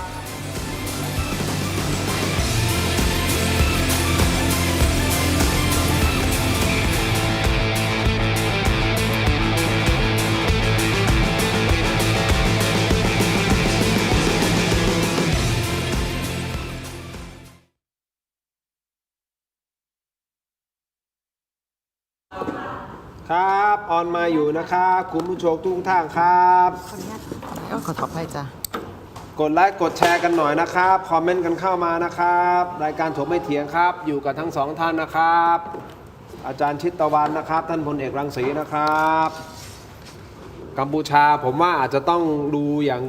ใกล้ชิดนะครับเพราะอาจจะมีเซอร์ไพรส์ได้นะครับถ้าเซอร์ไพรส์รอบนี้นะครับจัดเต็มจัดหนักนะฮะท่านพลเอกรังสีคงไม่มานั่งแบบหน่อมแนมเรื่องของมนุษยธรรมเราจัดหนักนะฮะก่อนหน้านี้ยังไงโทษทีขออนุญาตตั้งร้านนิดนึงประมาณนี้นะมั้ยนะครับเราจัดเต็มจริงๆนะฮะควรจะจัดเต็มถูกต้องไหมท่านรังสีเราไม่ต้องมานึกถึงแก่อะไรนะก็แสดงการใหญ่เขาไปแบบนี้แสดงว่าเขามีแผนสมบูรณ์แล้วอันนี้เพียงแต่ว่าเขาไปดูรายละเอียดอีกทีหนึ่งก่อนที่ให้ผบ.ลงนามแสดงว่าถ้าดูทรงนี้มันก็น่าจะมีรอบที่3ไม่ฮะแบบนี้รอบนี้เนี่ยเราต้องเตรียมพร้อมจากนี้ไปเพราะว่าฮุนเซนเนี่ยมันเหลืออยู่แค่ประตูเดียวคือมันต้องปะทะแต่การปะทะของมันเนี่ยมันคงคิดว่าจะปะทะสั้นๆเพื่อลากเราเข้าสู่ JPC ตามเงื่อนไขของ MU43 นั่นคือความชอบธรรมของฮุนเซนที่จะประกาศกับประชาชนว่าที่เราไปเจรจาเนี่ยเพราะไทยต้องการเจรจาแต่สุดท้ายแล้วฮุนเซนก็จะซ่อนไว้คือการเปิดด่านเพราะนั้นฮุนเซนจะใช้การลบแบบเร็วรอบนี้เพื่อยึดประเด็นสำคัญอันใดอันหนึ่งเพื่อที่จะต่อรองเราบนโต๊ะเจรจาเพราะสุดท้ายสุดคือเขาต้องการมากสุดคือเจรจาเพื่อเปิดด่านถูกแต่ว่าเราต้องเอาวิกฤตรอบนี้เป็นโอกาสคือถ้ามันโจมตีเราก่อนเราลุกออกนอกประเทศแล้วยึดพื้นที่สำคัญมันเพราะรอบนี้ผมเชื่อว่าถ้าฮุนเซนท้าสงครามจีนจะปิดเกมกับฮุนเซนโอเคพร้อมยังนับมา5 4 3 2กลับเข้ามาครับถกไปเถียงในช่วงของออนไลน์นะครับคุณผู้ชมครับอยู่กับทั้งสองท่านนะฮะท่านพลเอกรังสีกิติยานทรัพย์นะครับท่านหัวหน้าพรรคเศรษฐกิจนะครับรวมถึงอาจารย์จากคณะเศรษฐศาสตร์ครับมหาวิทยาลัยเกษตรศาสตร์นะครับดร.ชิตตะวันชนะกุลนะฮะอาจารย์ชิตตะวันท่านพลเอกรังสีเราวิเคราะห์กันมาตั้งแต่ต้นรายการจนถึงตอนนี้นะครับว่าเหตุการณ์ต่างๆที่มันเกิดขึ้นที่ทำให้เราจับสัญญาณบางอย่างได้ว่าการปะทะกันมีโอกาสที่จะเกิดขึ้นในเร็ววันนี้หรือไม่นะครับแน่นอนแหละท่านพลเอกรังสีพูดเมื่อสักครู่นี้ก่อนที่เราจะเข้าอย่างเป็นทางการเนี่ยก็คือเรื่องของเศรษฐกิจแหละเพราะว่าเขาต้องการเปิดด่านมากที่สุดเพราะถ้าไม่เปิดด่านพังประเทศไปไม่รอดเพราะฉะนั้นอาจารย์ชิตตะวันในฐานะนักเศรษฐศาสตร์มองเศรษฐกิจตอนนี้ไม่ว่าจะเป็นโรงงานที่ตอนนี้ก็ปิดตัวทยอยปิดตัวไปทุนจีนเทานะที่ถูกกวาดล้างนะครับจีนเทาจริงๆมันก็จะมีหลายเทาแหละไม่ใช่เฉพาะแค่จีนนะฮะ ถูกกวาดล้างคราวเนี้ยเขาก็พยายามที่จะยั่วยุเราแซะเราหาเรื่องเราเป็นวันๆตอดเราไปเรื่อยๆเพื่อหวังว่าเราอาจจะมีโอกาสพลาดเพื่อที่จะให้มีความชอบธรรมในการที่เขาจะดึงเราสู่ความขัดแย้งปะทะกันและเข้าสู่ JBC อย่างที่ท่านรังสีพูดไปเศรษฐกิจเขาแย่ขนาดนั้นแต่เขายังพยายามที่จะลุกลานหรือมันแค่ทางเดียวที่รอดของเขาคือต้องลุกลานเราคือเริ่มต้นต้องเรียนว่าเศรษฐกิจของกัมพูชาเนี่ยแย่มากแย่ยังไงก็จากที่เราทราบเนี่ยมีการปิดตัวลงของโรงงาน นอกจากนั้นเนี่ยตั้งแต่กลางปีที่แล้วประเทศสหรัฐอเมริกาเนี่ยประกาศฟรีซก็คือคว่ำบาตรนะคะไม่มีการทำ transaction ธุรกรรมทางการเงินใดๆเนี่ยแล้วก็มีการฟรีซเงินด้วยของบริษัทใหญ่ๆไม่ว่าจะเป็นฮุยวันกรุ๊ปแล้วก็บริษัทอื่นๆนะคะที่มีความเกี่ยวข้องกับเรื่องการฟอกเงินแล้วก็ออนไลน์สแกมเมอร์เพราะฉะนั้นเนี่ยจริงๆแล้วเนี่ยเศรษฐกิจของกัมพูชาแย่และอีกประเด็นหนึ่งก็คือของเราเนี่ยมันมีการปิดด่านกับกัมพูชามาตั้งแต่ก่อนเดือนกรกฎาคมที่จะมีการรบกันใช่ไหมคะแต่คราวนี้ปิดด่านแล้วเนี่ยทำไมเศรษฐกิจของกัมพูชาแย่ประเด็นแรกเนี่ยเราต้องดูว่าก่อนที่จะมีการปิดด่านเนี่ยผีพนันไทยเข้าไปที่บ่อนของประเทศกัมพูชาเนี่ยเป็นสัดส่วนที่สูงที่สุดอย่างที่น่าจะเคยคุยกับคุณทินไปแล้ว 31% ผีพนันไทยผีพนันเวียดนาม 14% อ๋อมีผีพนันเวียดนามด้วยแล้วก็ผีพนันจีนแค่ 10% เท่านั้นคราวนี้ทำไมผีพนันไทยถึงไปเยอะหนึ่งก็คือมันก็อาจจะมีความสัมพันธ์เกี่ยวกับเรื่องคนไทยหรือเปล่าระดับคนไทยที่มีความเกี่ยวข้องกับบ่อนในประเทศกัมพูชาใช่ไหมคะแล้วคราวนี้มันก็เลยทำให้มีการอำนวยความสะดวกคนไทยให้ไปเข้าบ่อนในกัมพูชาโดยง่ายพอรายได้ของเขาเนี่ยจากบ่อนมันสูงมันก็ส่งเป็นรายได้เข้ารัฐบาลกัมพูชาเยอะคราวนี้บ่อนในกัมพูชาเนี่ยมันไม่ได้มีบ่อนเดียวพอมีบ่อนแล้วมันจะมีสแกมเมอร์พ่วงมามีการค้ายาเสพติดพ่วงมามีการค้าสัตว์ป่าพ่วงมาพูดง่ายๆคือคนเราเนี่ยถ้ามันทำความชั่วได้อย่างหนึ่งมันไม่จบที่อย่างเดียวมันจะทำหลายอย่างรวมกันเพราะฉะนั้นเนี่ยรายได้เข้ากระเป๋าฮุนเซนพวกเงินใต้โต๊ะมันก็เยอะมากเพราะเงินใต้โต๊ะเยอะมากเขาก็เอาไปซื้ออาวุธยุทโธปกรณ์ที่มาเข็นฆ่าทหารไทยใช่ไหมคะแต่คราวนี้พอเรามีการปิดด่านมันก็ทำให้เศรษฐกิจของกัมพูชาเนี่ยมันแย่ลงอย่างมากแต่ประเด็นก็คือเมื่อกี้คุณทินถามเอาแล้วเขาไปมีเงินโน่นนี่นั่นได้ไงมันก็จะไม่มีได้ยังไงอะคะก็เราปิดทางนิตินัยแต่ทางพฤตินัยเนี่ยมันยังมีการปล่อยให้เดี๋ยวก่อนนะอาจารย์กำลังจะบอกว่ายังมีผีพนันข้ามไปเล่นนะฮะคือโดยตาของเองไม่เห็นแต่ได้ข่าวมาว่ามันมีนะคะเพราะฉะนั้นอันนี้ก็ยังฟังหูไว้หูไม่คุณผู้ชมคิดเห็นอย่างไรคิดว่ามีผีพนันไทยยังข้ามไปเล่นอยู่หรือเปล่าฝั่งนู้นเดี๋ยวจะถามท่านพลเอกรังสีเหมือนกันเพราะฉะนั้นก็คิดว่าจะต้องมีบ้างก็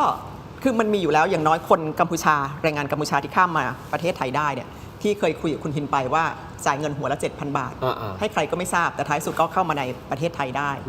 อันนี้ค่ะเพราะฉะนั้นมันก็ต้องมีอยู่แล้วที่มีผีพนันไทยหรือเราปิดด่านทำไมเราถึงปิดด่านก็คือเราต้องการให้กัมพูชาเนี่ยถ้าจะซื้อของจากประเทศไทยก็ต้องส่งไปทางไทยก็ต้องส่งไปทางเรือหรือทางอากาศก็หมายความว่าต้นทุน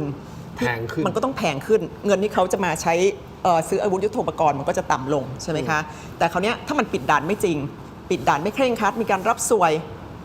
มันก็ยังมีการส่งสินค้าของประเทศไทยไปยังประเทศกัมพูชาทางบกหรือไม่เช่นไรมันก็ทำให้ท้ายสุดแล้วกัมพูชาก็ยังโอเคใช้ได้ไม่แย่เกินไปเท่าไหร่นักยังไปต่อได้หรือเปล่าใช่ค่ะมันก็เลยทำให้เมื่อกี้ที่คุณทินถามทำไมเขายังมีเงินอยู่ล่ะแต่แล้วอีกอย่างหนึ่งประเด็นสำคัญก็คือถ้ามันยังมีการเปิดด่านในทางพฤตินัยบ้างเนี่ยมันก็ทำให้กระบวนการสแกมเมอร์เนี่ยที่จริงๆแล้วทางการจีนเขาก็บอกอยู่แล้วมันมีกระบวนการการค้ามนุษย์เพื่อส่งคนไปยังรังสแกมเมอร์ในกัมพูชาเนี่ยผ่านทางประเทศไทยคราวนี้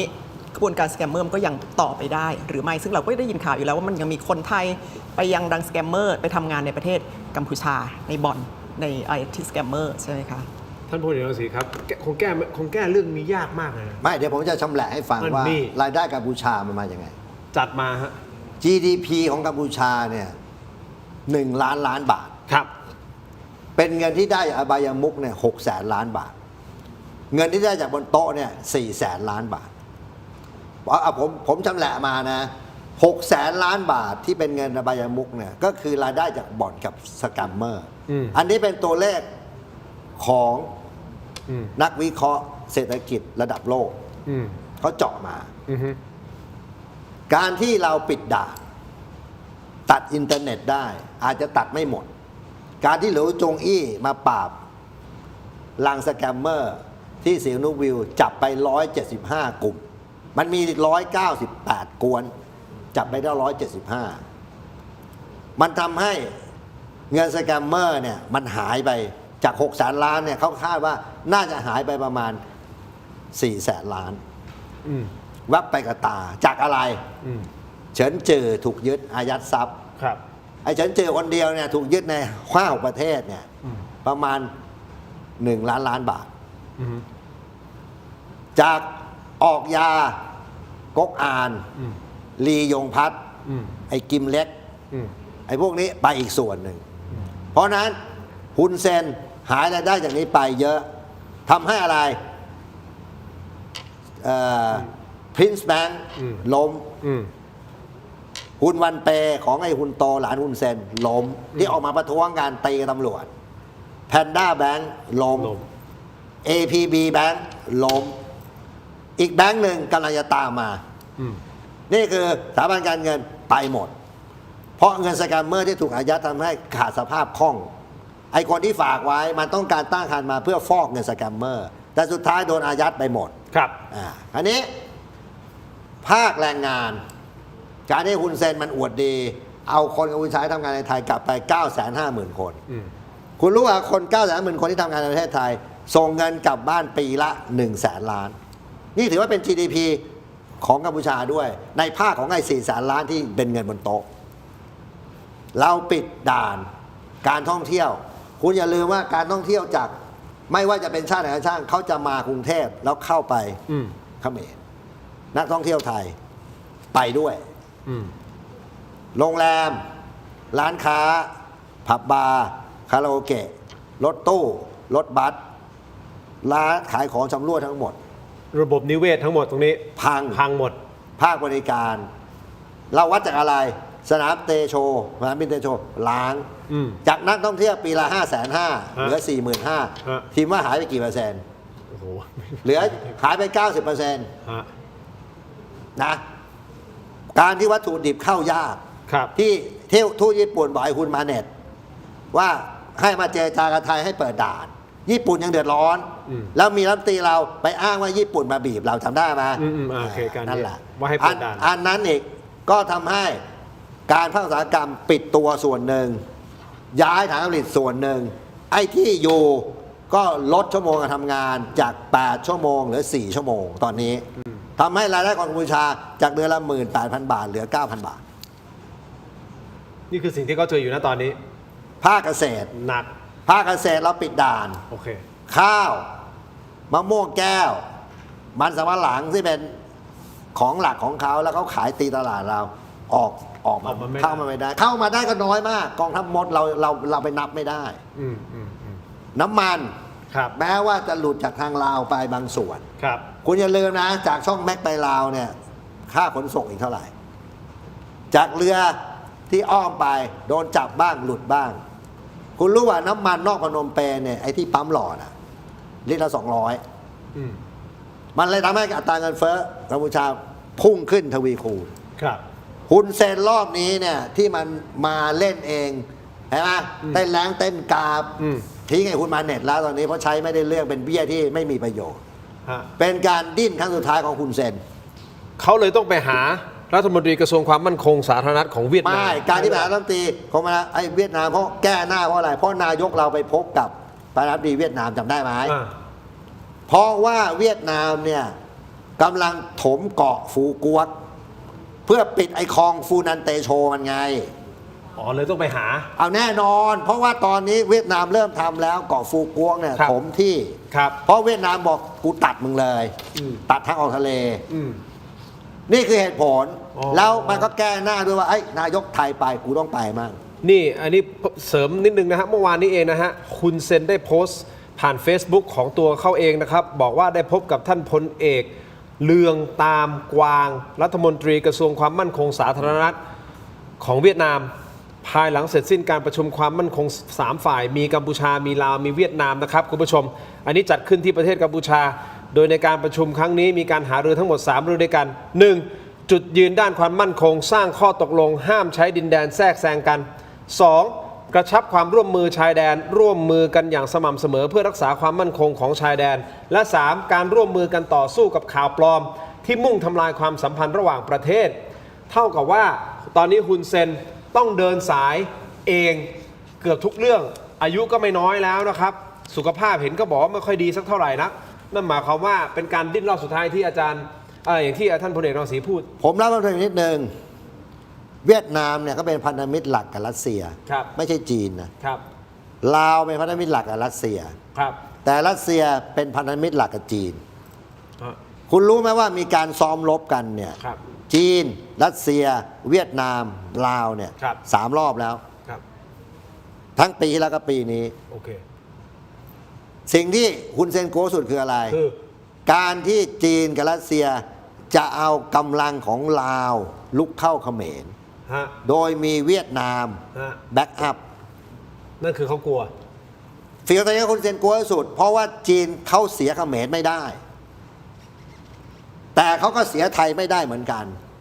แล้วไทยมีความสำคัญมากกว่าเขมร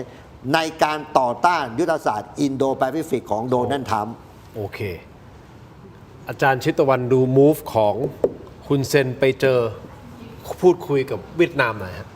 วิเคราะห์เพิ่มเติมเลยคือเริ่มต้นเนี่ยต้องบอกว่า ตอนนี้ไม่ว่าจะประเทศไหนก็แล้วแต่เนี่ยเขาไม่เอาประเทศกัมพูชานะคะไม่เอายังไงก็ดูจากสหรัฐอเมริกาที่เมื่อกี้ได้เรียนมาค่ะเขามีการฟรีซเงินนะคะแล้วเขาก็มีการแจกแจงรายละเอียดมาตั้งแต่ต้นว่ารัฐบาลของกัมพูชาเนี่ยมีความเกี่ยวข้องกับออนไลน์สแกมเมอร์มีความน่าสงสัยที่จะเกี่ยวข้องกับขบวนการยาเสพติดซึ่งเดี๋ยวเราจะได้มีการคุยกันในประเด็นนี้นอกจากนี้สาธารณรัฐประชาชนจีนก็เช่นเดียวกันนะคะเขาได้มีการกดดันรัฐบาลของฮุนเซนเนี่ยมาตลอดว่าให้หนึ่งก็คือปราบเรื่องพนันออนไลน์ผิดกฎหมายก็คือจริงๆอ่ะพนันออนไลน์ของในกัมพูชาเนี่ยมันเคยถูกกฎหมายแต่ด้วยการกดดันของท่านประธานาธิบดีสีจิ้นผิงก็ทำให้ในปี 2563 รัฐบาลฮุนเซนต้องยกเลิกพนันออนไลน์ถูกกฎหมายในประเทศกัมพูชาแล้วนอกจากนั้นไอ้เรื่องสแกมเมอร์ออนไลน์เนี่ยค่ะก็คือรัฐบาลของประเทศจีนเนี่ยก็กดดันให้ฮุนเซนเนี่ยจัดการปราบปรามมาตลอดหรือพูดง่ายๆก็คือว่าทุกประเทศเนี่ยเขารำคาญกัมพูชาเนี่ยอย่างมากรำคาญฮุนเซนอย่างมากเนี่ยตอนนี้ก็เลยทำให้ฮุนเซนเนี่ยต้องไปประเทศนู้นประเทศนี้เพื่อจะไปสร้างภาพว่าโอ้ยมีทุกประเทศเนี่ยกำลังยืนอยู่ข้างฉันกระชับมิตรคือถ้าเกิดว่ามันกระชับอยู่แล้วมิตรน่ะมันไม่ต้องไปสร้างภาพเข้าใจไหมคะแต่การที่แบบไปแล้วทั้งที่คนเขาก็ไม่ได้อยากเจอเพราะเขารู้อยู่แล้วว่าคนอย่างฮุนเซนเนี่ยเป็นคนที่ทรยศทุกคนได้ทรยศยังไงแต่ก่อนในอดีตเนี่ยเคยอยู่กลุ่มเดียวกับพลพศเขมรแดงแต่พอเห็นพลพศดำเนินนโยบายผิดพลาดก็ถีบหัวพลพศส่งแล้วก็มากับเฮงสำรินพอมากับเฮงสำรินแต่ตัวเองอยากเป็นใหญ่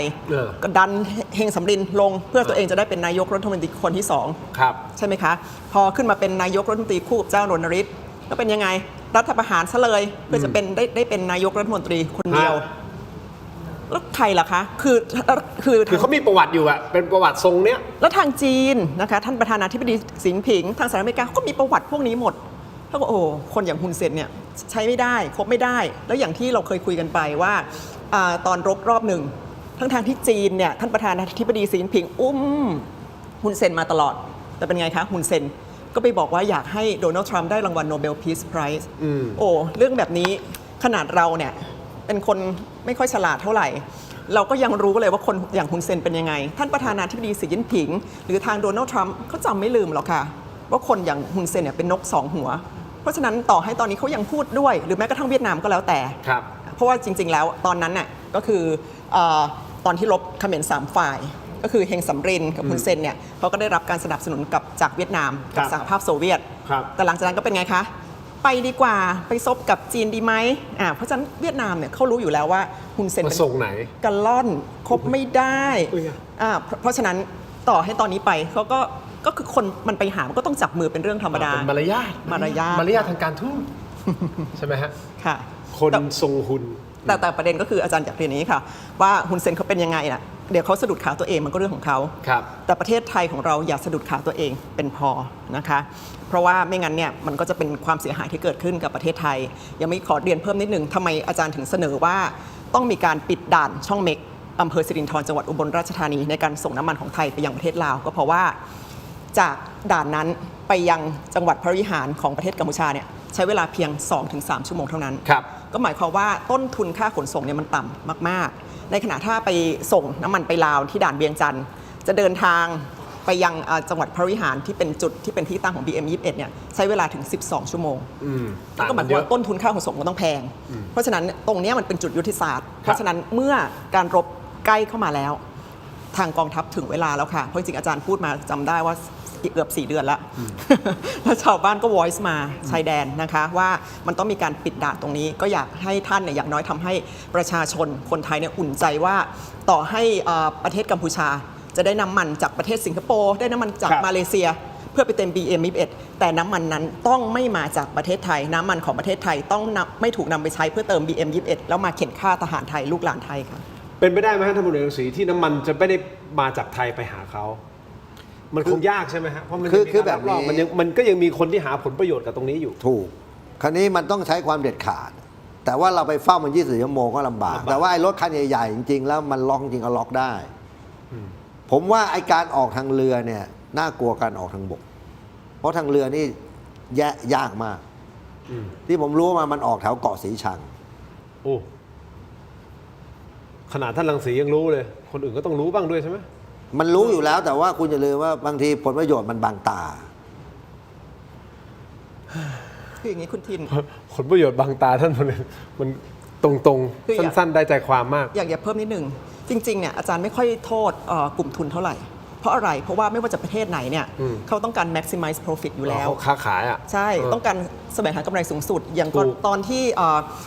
รัฐบาลของประเทศญี่ปุ่นนะคะบอกว่าต่อไปเนี้ยเราจะไม่ให้ผู้ประกอบการญี่ปุ่นส่งของสินค้าเนี่ยไปยังเกาหลีเหนืออีกแล้ว ตั้งแต่ปี 2552 ถามว่าผู้ประกอบการชาวญี่ปุ่นขนาดเป็นคนญี่ปุ่นที่มีขึ้นชื่อเรื่องความรักชาติเขาก็ยังมีการลักลอบส่งสินค้าจากประเทศเขาไปยังประเทศเกาหลีเหนือ แต่รัฐบาลญี่ปุ่นเจ้าหน้าที่รัฐของเขาบังคับใช้กฎหมายอย่างเข้มงวด เพราะฉะนั้นจากนั้นเป็นต้นมามันก็ไม่มีอีกเลยนะคะ เพราะฉะนั้นกำลังจะบอกว่าถ้าบังคับใช้กฎหมายอย่างเข้มงวด ใช่ค่ะ จากภาครัฐ ใช่ค่ะ มันก็จะลดน้อยลงเยอะ มันก็จะไม่มีปัญหา แล้วเราประเทศไทย โอเค ก็จะ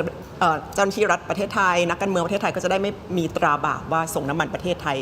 ไปยังประเทศกัมพูชาเพื่อเติม BM21 มาเข็นฆ่าลูกหลานทหารไทยค่ะ แต่ฟังดูแล้วทั้งสองท่านพูดเนี่ยความน่าจะเป็นของการสู้รบในครั้งที่3เนี่ยมันเหมือนจะมีสูงใช่หรือไม่ อันนี้คือคำถามทิ้งไว้นะฮะเดี๋ยวผมจะปิดท้ายด้วยคำถามนี้ปิดท้ายรายการนะครับแต่ก่อนที่จะไปตรงนั้นคุณผู้ชมไปดูเหตุการณ์นี้กันหน่อยนะครับเป็นเหตุการณ์ที่เกิดขึ้นบริเวณแนวชายแดนบริเวณโอเสเม็ดหรือเม็ด โอเสเม็ด โอสเม็ดใช่ไหมฮะซึ่งอยู่ตรงข้ามกับด่านผ่านแดนช่องจอมจังหวัดสุรินทร์เนี่ยนะครับโดยในป่าชายแดนจุดนี้ช่วงเวลานี้สภาพอากาศในพื้นที่มันย่ำแย่มากนะครับเนื่องจากเข้าสู่ฤดูฝนนะระบบขนส่งกำลังบำรุงของฝั่งกัมพูชาก็มีปัญหาคุณผู้ชมแต่มันเกิดเหตุการณ์นี้ฮะคือเสบียงและน้ำดื่มเนี่ยส่งไปไม่ถึงแนวหน้าครับทหารกัมพูชาจึงตัดสินใจเดินมาบริเวณรั้วลวดหนามแนวชายแดนไปดูนะฮะว่าเกิดอะไรขึ้นยังไงมาขอน้ำครับ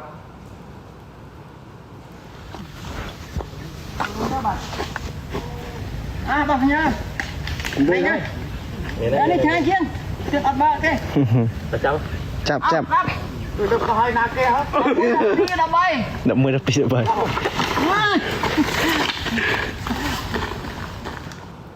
คุณผู้ชมครับก็ด้วยความที่มีมนุษยธรรมและมีน้ำใจนะเป็นพื้นฐานของคนไทยอยู่แล้วคุณผู้ชมครับก็ได้โยนขวดน้ำดื่มข้ามรั้วลวดหนามไปให้เพื่อช่วยเหลือเพื่อนมนุษย์ตามหลักสากลนะฮะคุณผู้ชมแต่มันกลับตาลปัดเรื่องนี้เนื่องจากว่าทหารกัมพูชาพอได้ไปเสร็จปุ๊บก็นำภาพเหตุการณ์นี้ไปโพสต์ลงบนโซเชียลมีเดียของฝั่งตัวเองแทนที่จะเป็นการขอบคุณน้ำใจของทหารไทยแต่พวกเขากลับเขียนแคปชั่นในเชิงกระแนะกระแหนและแซะคนไทยเนี่ยฮะคุณผู้ชมโดยใจความระบุว่าคนเชื้อสายสุรินทร์ลืนถิ่มกำเนิดเร็วมากพี่น้องเอ๋ยทั้งที่พูดภาษาเขมรชัดแท้ๆมันจี้ใจคนไทยเหมือนกันนะเราให้ด้วยน้ำใจแต่มันเอาเราไปแขวนไปโพสต์ไปทวงบุญคุณเรื่องเชื้อสายชาติพันธุ์อาจารย์พูดตรงๆอาจารย์ถ้ามองนี้มันทำไปเพื่ออะไรปั่นหรือว่าก็เป็นเนเจอร์เป็นธรรมชาติของ ที่ฮุนเซนพยายามสร้างให้คนประเทศนี้เป็นอยู่หรือเปล่าคะเพราะว่าถ้าเราดูจากประวัติศาสตร์เนี่ยประเทศไทยเนี่ยให้ความช่วยเหลือประเทศกัมพูชามาอย่างยาวนาน ถูกต้องครับ นะคะเริ่มต้นเนี่ยเอาไม่ต้องยาวนานมากก็คือตอนที่เกิดสงครามกลางเมืองเขมร3ฝ่ายรบกันฮุนเซนเฮงสำรินต้องการอำนาจแล้วก็คนเขมรเป็นไงคะนี่หัวซุกหัวซุนเข้ามาพึ่งพิงใบบุญประเทศไทย ประเทศไทยก็จัดที่พึ่งพิงตามหลักมนุษยธรรมให้คราวนี้พอตอนนี้อยู่มาก็บอกว่าหลงลืมเอาไม่ใช่นั่นไม่ใช่แผ่นดินไทยบ้านหนองจานบ้านหนองยาแก้วแต่เป็นแผ่นดินกัมพูชาแล้วยังมีการมาบอกว่าเฮ้ยแบบนี้เราอยู่มานานประเทศไทยไม่ทำอะไรแบบนี้ก็ครอบครองปรปักษ์ได้นี่จะใช้กฎหมายแพ่งในเรื่องอธิปไตยนะซึ่งก็ต้องเรียนชาวกัมพูชาหากได้ฟังอยู่ที่เทปรายการนี้นะคะว่าบอกไปเลยครับว่ากฎหมายแพ่งเนี่ยไอ้ครอบครองปรปักษ์นี่มันอยู่ในกฎหมายแพ่งไม่ได้เกี่ยวอะไรกับเรื่องอธิปไตยแล้วต่อให้เป็นกฎหมายแพ่งถ้าคุณอยู่ในฐานะที่เป็นลูกหลานของพวกผู้ลี้ภัยยังไงคุณก็มีฐานะเป็นผู้ลี้ภัยการอยู่มาต่อให้เป็น100 ปีแผ่นดินตรงนั้นก็ยังเป็นแผ่นดินของประเทศไทยและการที่คุณมาบอกเนี่ยจะใช้วิธีการครอบครองปรปักษ์จริงๆฮุนเซนก็เคยพูดอันนี้แหละค่ะมันเป็นการส่งสัญญาณเป็นการถ้อยแถลงที่มันชัดเจนแล้วว่าพื้นแผ่นดินตรงนั้นบ้านหนองจานบ้านหนองยาแก้วมันคือแผ่นดินของประเทศไทยถ้าเกิดเป็นแผ่นดินเขาก็จะมาครอบครองปรปักษ์ทำไมใช่ไหมย้อนแย้งในคำพูดของตัวเองใช่ค่ะนะครับท่านรังสีครับระบบส่งกำลังบำรุงของกัมพูชาเขามีปัญหาจริงหรือเปล่ามันไม่ใช่มันมีปัญหามันไม่มีอ๋อคือมันไม่มีมันเลี้ยงอาหารแบบบุฟเฟ่อ๋อแสดงว่าที่เขามาขอน้ำนี่มาขอจริงๆไม่ได้ขอมาเพื่อสร้างคอนเทนต์เราไปปั่นใช่ไหมครับไม่ใช่หรอกคือมันไม่มีกินจริงๆเพราะว่าระบบส่งกำลังมันห่วยแตกของกัมพูชามันไม่มีระบบอะไรนั้นไอ้ทหารกัมพูชามันก็ลบตามมีตามเกิดมันมีเท่านั้นแหละแค่นั้นเลยใช่แต่ว่าสุดท้ายแล้วมันเป็นสิ่งที่เราเห็นได้ว่ามันก็เนรคุณเหมือนเจ้านายมันมีแค่นั้นแล้วจริงๆแล้วมันก็เป็นนี้มาตลอดนั่นพระนเรศวรท่านจะยกทัพไปตัดหัวพญาละแวกเพื่ออะไรเพราะมันเนรคุณแบบนี้แล้วผมถามท่านเพิ่มเติมในฐานะของการเป็นทหารนะครับแบบเนี้ยพอมันเจอกันตรงชายแดนแล้วบางทีมันก็คือเพื่อมนุษยธรรมเขาอยากได้น้ำเอาน้ำดื่มไปขวดหนึ่งจริงๆมันมีขอบเขตของการปฏิบัติของทหารไหมครับว่าไม่จริงๆแล้วแบบนี้ควรจะออฟเฟอร์หรือไม่คุณต้องยอมรับอย่างว่าไอ้ทหารที่มันอยู่แนวชายแดนจริงๆมันก็รู้จักกันมันเจอทุกวันแหละแต่ว่าไอ้เรื่องนโยบายที่มันจะต้องฟาดฟันกันก็เรื่องฟาดฟันนั่นอีกเรื่องหนึ่งถูกก็เหมือนเรากับพม่ามันก็รู้จักกันเรากับมาเลเซียก็รู้จักกันก็อย่างผมไปชายแดนเมื่อก่อนผมไปเจอทหารพม่าเราก็คุยกับมันแล้วเราก็ทีเราก็แบ่งข้าวสารให้มันกินเพราะมันไม่มีการส่งกำลังของทั้งฝั่งพม่าลาวเนี่ยไม่ใช่พม่าเขมรเนี่ยมันแย่มากมันเลี้ยงแบบบุฟเฟ่จริงๆนะคุณรู้ป่ะคือมันให้ปืนไปให้เครื่องแบบไปมึงมาหากินเองมันถึงเกิดมีไม้ถงไม้เถื่อนฆ่ามนุษย์ไงโอเคเข้าใจประเด็นละเข้าใจประเด็นอันนี้ชัดเจนนะครับคุณผู้ชมครับคราวนี้แต่เขาก็ฝึกนะเขาแบบฝึกทหารของเขานะไม่หรอกมันไม่ฝึกอะไรหรอกคุณเชื่อผมเหมือนไอ้ทหารพวกเนี้ยคุณรู้ว่าเขมรเนี่ยมันไม่มีโรงเรียนใน100ไม่มีโรงเรียนใน10ถ้ามันแน่จริงมันจะส่งลูกไปเรียนเวสต์พอยต์เป็นบ้าอะไรถูกก็เปล่าอันนั้นโอเคอันนี้คุณรู้ป่ะคุณรู้ป่ะทหารไทยในร้อยจปรไทยเนี่ยได้ที่1ที่เขาสละสิทธิ์นะเขาไม่ไป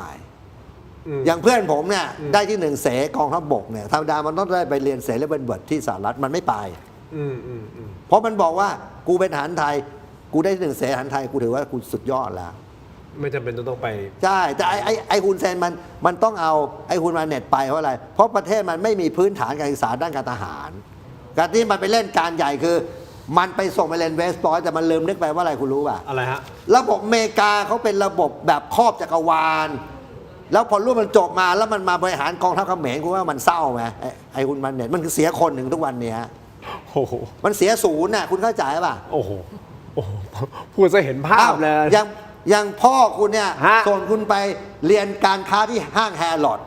แต่กลับมาให้คุณมาขายแผงลอยหน้าตลาดนี่คุณว่าคุณเสีย0ไหมถ้าอธิบายมาแสดงว่าท่านพลเอกรังสีที่เปิดประเด็นใหม่กำลังจะบอกว่าคุณมาเนี่ยนี่คือเสีย0เพราะพ่อตัวเองให้มาให้ไปเรียนที่เวสต์พอยต์แต่กลับมาแล้วให้ไปคุมอะไรแบบคุณไปคุณมาเน็ตเนี่ยคุณว่าคุณอายว่าคุณมีพ่อแบบนี้เอาจริงๆครับผมว่ามันก็รู้ประวัติพ่อมันน่ะเอาเป็นคุณอายนะคุณดูได้เมียน้อยพ่อมันนะแม่มันตามฆ่าไปกี่คนแล้วที่เป็นข่าว พ่อมันก็คือ 1 เจ้าชู้ 2 ตบัดสัตว์ โอเคไอ้เจ้าชู้หรือไม่รู้นะแต่บัตรสัตว์ 3เนี่ย ใช่ ฆาตกรฆ่าคน โอเคไอ้ฆาตกรเนี่ย 3 ใช่ อาชญากร 4แม่งเป็นเจ้าพ่ออาชญากรทางไซเบอร์ อันเนี้ยโอเคเห็นด้วย อ้าวแล้วคุณว่าคุณเป็นคุณมาเน็ตคุณอายไหมคุณมีพ่อแบบเนี้ยแล้วก็ส่งมาไปขอเงินออตตาว่าเอาขอมาแล้วออตตาว่าบอกมึงกูให้เงินมึงมามึงต้องมากู้ระเบิดมึงวางระเบิดเพิ่มเอาคุณว่ามันอายก็เลยไอ้คุณมาเน็ตมันไปตบัดสัตว์ทั่วเลยมันมีการศึกษานะมันมาเรียนโรงเรียนในร้อยจวร3 เดือนคุณรู้ป่ะแล้วมันถึงเอาทุนของเรียนในร้อยไปเวสต์พอยต์เพราะตอนนั้นพลเอกชวลิตท่านคิดว่าเอาว่าผูกกับลูกมันไว้ เพราะว่าเราไม่อยากให้มีการลบใช่ไหมเข้าใจแต่สุดท้ายแล้วมันก็แสดงความเนรคุณออกมาเหมือนเดิม เอาอย่างนี้ไม่รู้แหละว่าการทหารเขาฝึกกันยังไงคุณผู้ชมครับ แต่นี่เขามีคลิปที่เป็นการฝึกซ้อมในคูน้ำคุณผู้ชมดูกันหน่อยฮะระบุแคปชั่นบอกว่าฝึกเพื่อชาติหลักสูตรสะเทินน้ำสะเทินบกดูกันหน่อยฮะหุดตักรับตักช่วย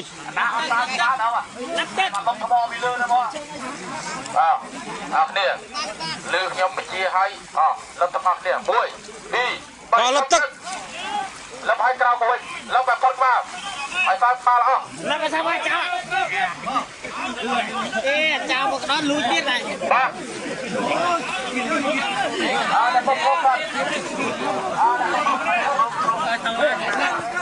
ไอ้นี่ฝึก เดี๋ยวก่อนควายเราคุณผู้ชมเอาอย่างนี้ท่านรังสีตอนที่ผมบอกว่าเขาฝึกสะเทินน้ำสะเทินบกเนี่ยในภาพในหัวของท่านคิดว่าไงฮะมันต้องเป็นภาพแบบไหนก่อนที่เราจะเปิดภาพเมื่อสักครู่นี้สะเทินน้ำสะเทินบกกับท่านรังสีก็คือมันฝึกแบบนี้ก็เหมือนไอ้วัวควายเราเล่นน้ำจมปักอยู่เล่นในปลักใช่ไหมคุณว่าเหมือนกันมาคุณเคยไปต่างจังหวัดมาที่เขาปล่อยควายแล้วมันลงไปเล่นในปลักปักควายที่ควายมันขึ้นมาแล้วขี้โคลนเต็มตัวเลยมันฝึกอะไรเนี่ยผมไม่เข้าใจฝึกความอดทนหรือเปล่าไม่ใช่ผมว่ามันมีทหารฝึกกันอย่างนี้ไหมครับไม่ของเราเนี่ยมันฝึกมันไม่ฝึกเฉพาะอันนี้มันเป็นสถานีย่อยแต่ความฝึกเขาเรียกว่าฝึกร่างกายฝึกจิตใจเนี่ยมันมีผ่านเขาเรียกสถานีทดสอบกำลังใจแต่มันไม่ฝึกไปลบอันนั้นเป็นการฝึกเบสิกนี่ไม่ใช่ฝึกลบเพื่อเตรียมตะทักเราฝึกแบบควายจมปักนี่คุณจะลบอะไรเราคุณเป็นลบแล้วคุณต้องมาดำน้ำลบทหารไทยคุณคิดดูแล้วมันมาเรียงเหมือนฝูงควายเลยคุณเห็นไหมป่ะคุณยิงปืนใหญ่ไปตายหาหมดเนี่ยมันฝึกอะไรเนี่ยมันคุณว่าคุณมองไกลๆมันเหมือนควายเล่นน้ำเป็นแถวๆผมพูดผิดหรือเปล่าผมสงสารเห็นใจเขาเหมือนกันเดี๋ยวคนก็จะมาดราม่าลงทัวร์ลงผมไปเห็นใจเขาทำไมคุณดูได้คุณมองไกลมันเหมือนควายเล่นน้ำว่าควายเล่นไอ้จมปลักเขาเรียกอะไรใช่ไหมไม่ใช่ฝึกวิธีอะไรใช่ไหมโอเคผมก็ฝึกนักเรียนร้อยมาผมเคยฝึกเนี่ยเป็นสถานีย่อยเขาก็เรียกว่าเป็นการทดสอบกำลังใจเป็นเบสิกพื้นฐานเมื่อกี้นี้ฝึกลงน้ำนะสะเทินน้ำสะเทินบกนะอันนี้ฮะผมยังไม่ถามทหารนะถามนักเศรษฐศาสตร์ดีกว่าเขาฝึกอะไรฮะเนี่ยก็จริงๆแล้วก็ท่านรังสีก็ได้พูดความในใจไปหมดแล้วนะคะเพราะว่าตอนแรกก็งงเหมือนกันมันหน่วยซีลเขาทำอย่างนี้กันหรือเปล่าไอ้ที่ภาพเมื่อกี้นี้ที่ท่านรังสีพูดนะคะแต่ว่าก็เป็นไปได้ที่เมื่อกี้คุณทินบอกเขาฝึกความอดทนเป็นไปได้หรือไม่เช่นไรแต่ว่าจะฝึกแบบนี้ประเทศไทยมันแปลกๆสำหรับประเทศไทยเพราะว่าจริงๆแค่ F16 ไอ้เนี่ยอันเดียวคุณรู้ป่ะค่ะอันนี้อะไรฮะเอาไว้จัดโต๊ะจีนเอาจริงก็ว่าเวลาเขาจัดโต๊ะจีนมันต้องแบกเก้าอี้ไปวางหรือว่าแต่ไม่คุณเซมอาจจะมีบริษัทจัดโต๊ะจีนในพนมเปญมันก็ฝึกไอ้พวกนี้ไว้ว่าให้มึงพลประจำเก้าอี้ใช่ไหมอย่างนี้ชาวกัมพูชาที่มีเน็ตทุกท่านครับรบกวนท่านช่วยหาคำตอบให้ผมหน่อยได้ไหมครับว่าอันนี้คือฝึกอะไรหรือไม่ได้ฝึกหรือเป็นการจัดโต๊ะจีนผมไม่เลือกก็เนี่ยฝึกไอ้ท่าควายจมปักกับไอ้ท่าแบกเก้าอี้โต๊ะจีนผมเห็นภาพนี้ผมสงสัยไงว่าหรือเขากำลังย้ายว่ามันเป็นที่นั่งของบ้านเนี่ยผมเป็นทหารไทยนะผมแบบนี้นะผมสงสารมันตรงไหนแล้วป่ะยังไงฮะโอ้โหกูฆ่ามันได้สบายเลยรบกันเนี่ย อันนี้เราไม่ได้ดูถูกด้อยค่าเขาเกินไปใช่ไหมครับ ก็คุณบ้าแบบมันฝึกทหารมันมาแบกเก้าอี้ลบกับเราอ้าวก็ผมก็ผ่านการฝึกทหารมาเตรียมอาหาร2 ปีใน107 ปีแล้วยังมีฝึกอีกเยอะแยะผมไม่เคยเห็นกองทัพไทยให้ทหารแบกเก้าอี้พลาสติกเบาๆเนี่ยใช่ไหมแล้วเดินเป็นแถวมันเหมือนจัดโต๊ะจีนนะคุณว่าย้ายเก้าอี้อันนี้อีกฝึกหนึ่งนะฮะคุณผู้ชมนี่คือฝึกรีคอนเขมรรีคอนกับคล้ายๆกองทัพเรือเราที่เขาบอกฝึกนาวิกโยธินของเราก็มีฝึกอันนี้คือเขาฝึกรีคอนนี่ก็ลำวงในน้ำเหมือนเดิมการฝึกรีคอนเนี่ยเขามีภาคเขาเรียกว่ามันมีซิลกับรีคอนเขามีการกำหนดว่าซิลเนี่ยต้องอยู่ในน้ำเท่าไหร่รีคอนต้องอยู่ไม่ห่างจากฝั่งกี่เมตรเขามีระบบของเขาโอเคอ่ะไม่เป็นไรฮะมันก็ฝึกแบบฮุนเซนไม่เป็นไรนี่คือมุมมองของท่านพลเอกรังสีนะครับแต่จริงๆผมอยากจะฟังจากทางด้านของชาวกัมพูชาที่มีเน็ตกันหน่อยนะฮะท่านทั้งหลายนะครับท่านช่วยบอกหน่อยฮะว่าที่ฝึกไอ้เก้าอี้เนี่ยผมสงสัยไอ้เก้าอี้นี่มันคือฝึกอะไรอยากรู้เหลือเกินนะฮะหรือว่ามีข้อมูลเพิ่มเติมให้เขาเรียกว่านะให้ความรู้กับเรานิดนึงก็ดีเหมือนกันนะฮะเพราะเราอยากรู้เหมือนกันว่าฝึกอะไรเพราะมีคุณผู้ชมถามมาเวลาเขาโพสต์นี่เขาไปเห็นไงทีมงานผมก็เลยเอามาถามว่าเฮ้ยตกลงเนี่ยมันฝึกอะไรวะอยากรู้เหมือนกันไม่ได้เป็นการทำตลกหรือด้อยค่าเพียงแต่เราอยากรู้จริงๆฮะท่านอาจจะมีเหตุผลที่ดีเราก็จะได้รับฟังเราก็จะได้รู้ว่าอ๋อมันมีฝึกแบบนี้ด้วยนะฮะคุณผู้ชมครับอ้าวจากเรื่องของกัมพูชาผมขอไปอีกเรื่องหนึ่งสั้นๆนิดเดียวนะฮะเรื่องของแอร์สาวของคนไทยนะครับกรณีแอร์โฮสเตสนะโฮสเตสสายการบินไทยนะครับถูกจับกุมที่ประเทศออสเตรเลีย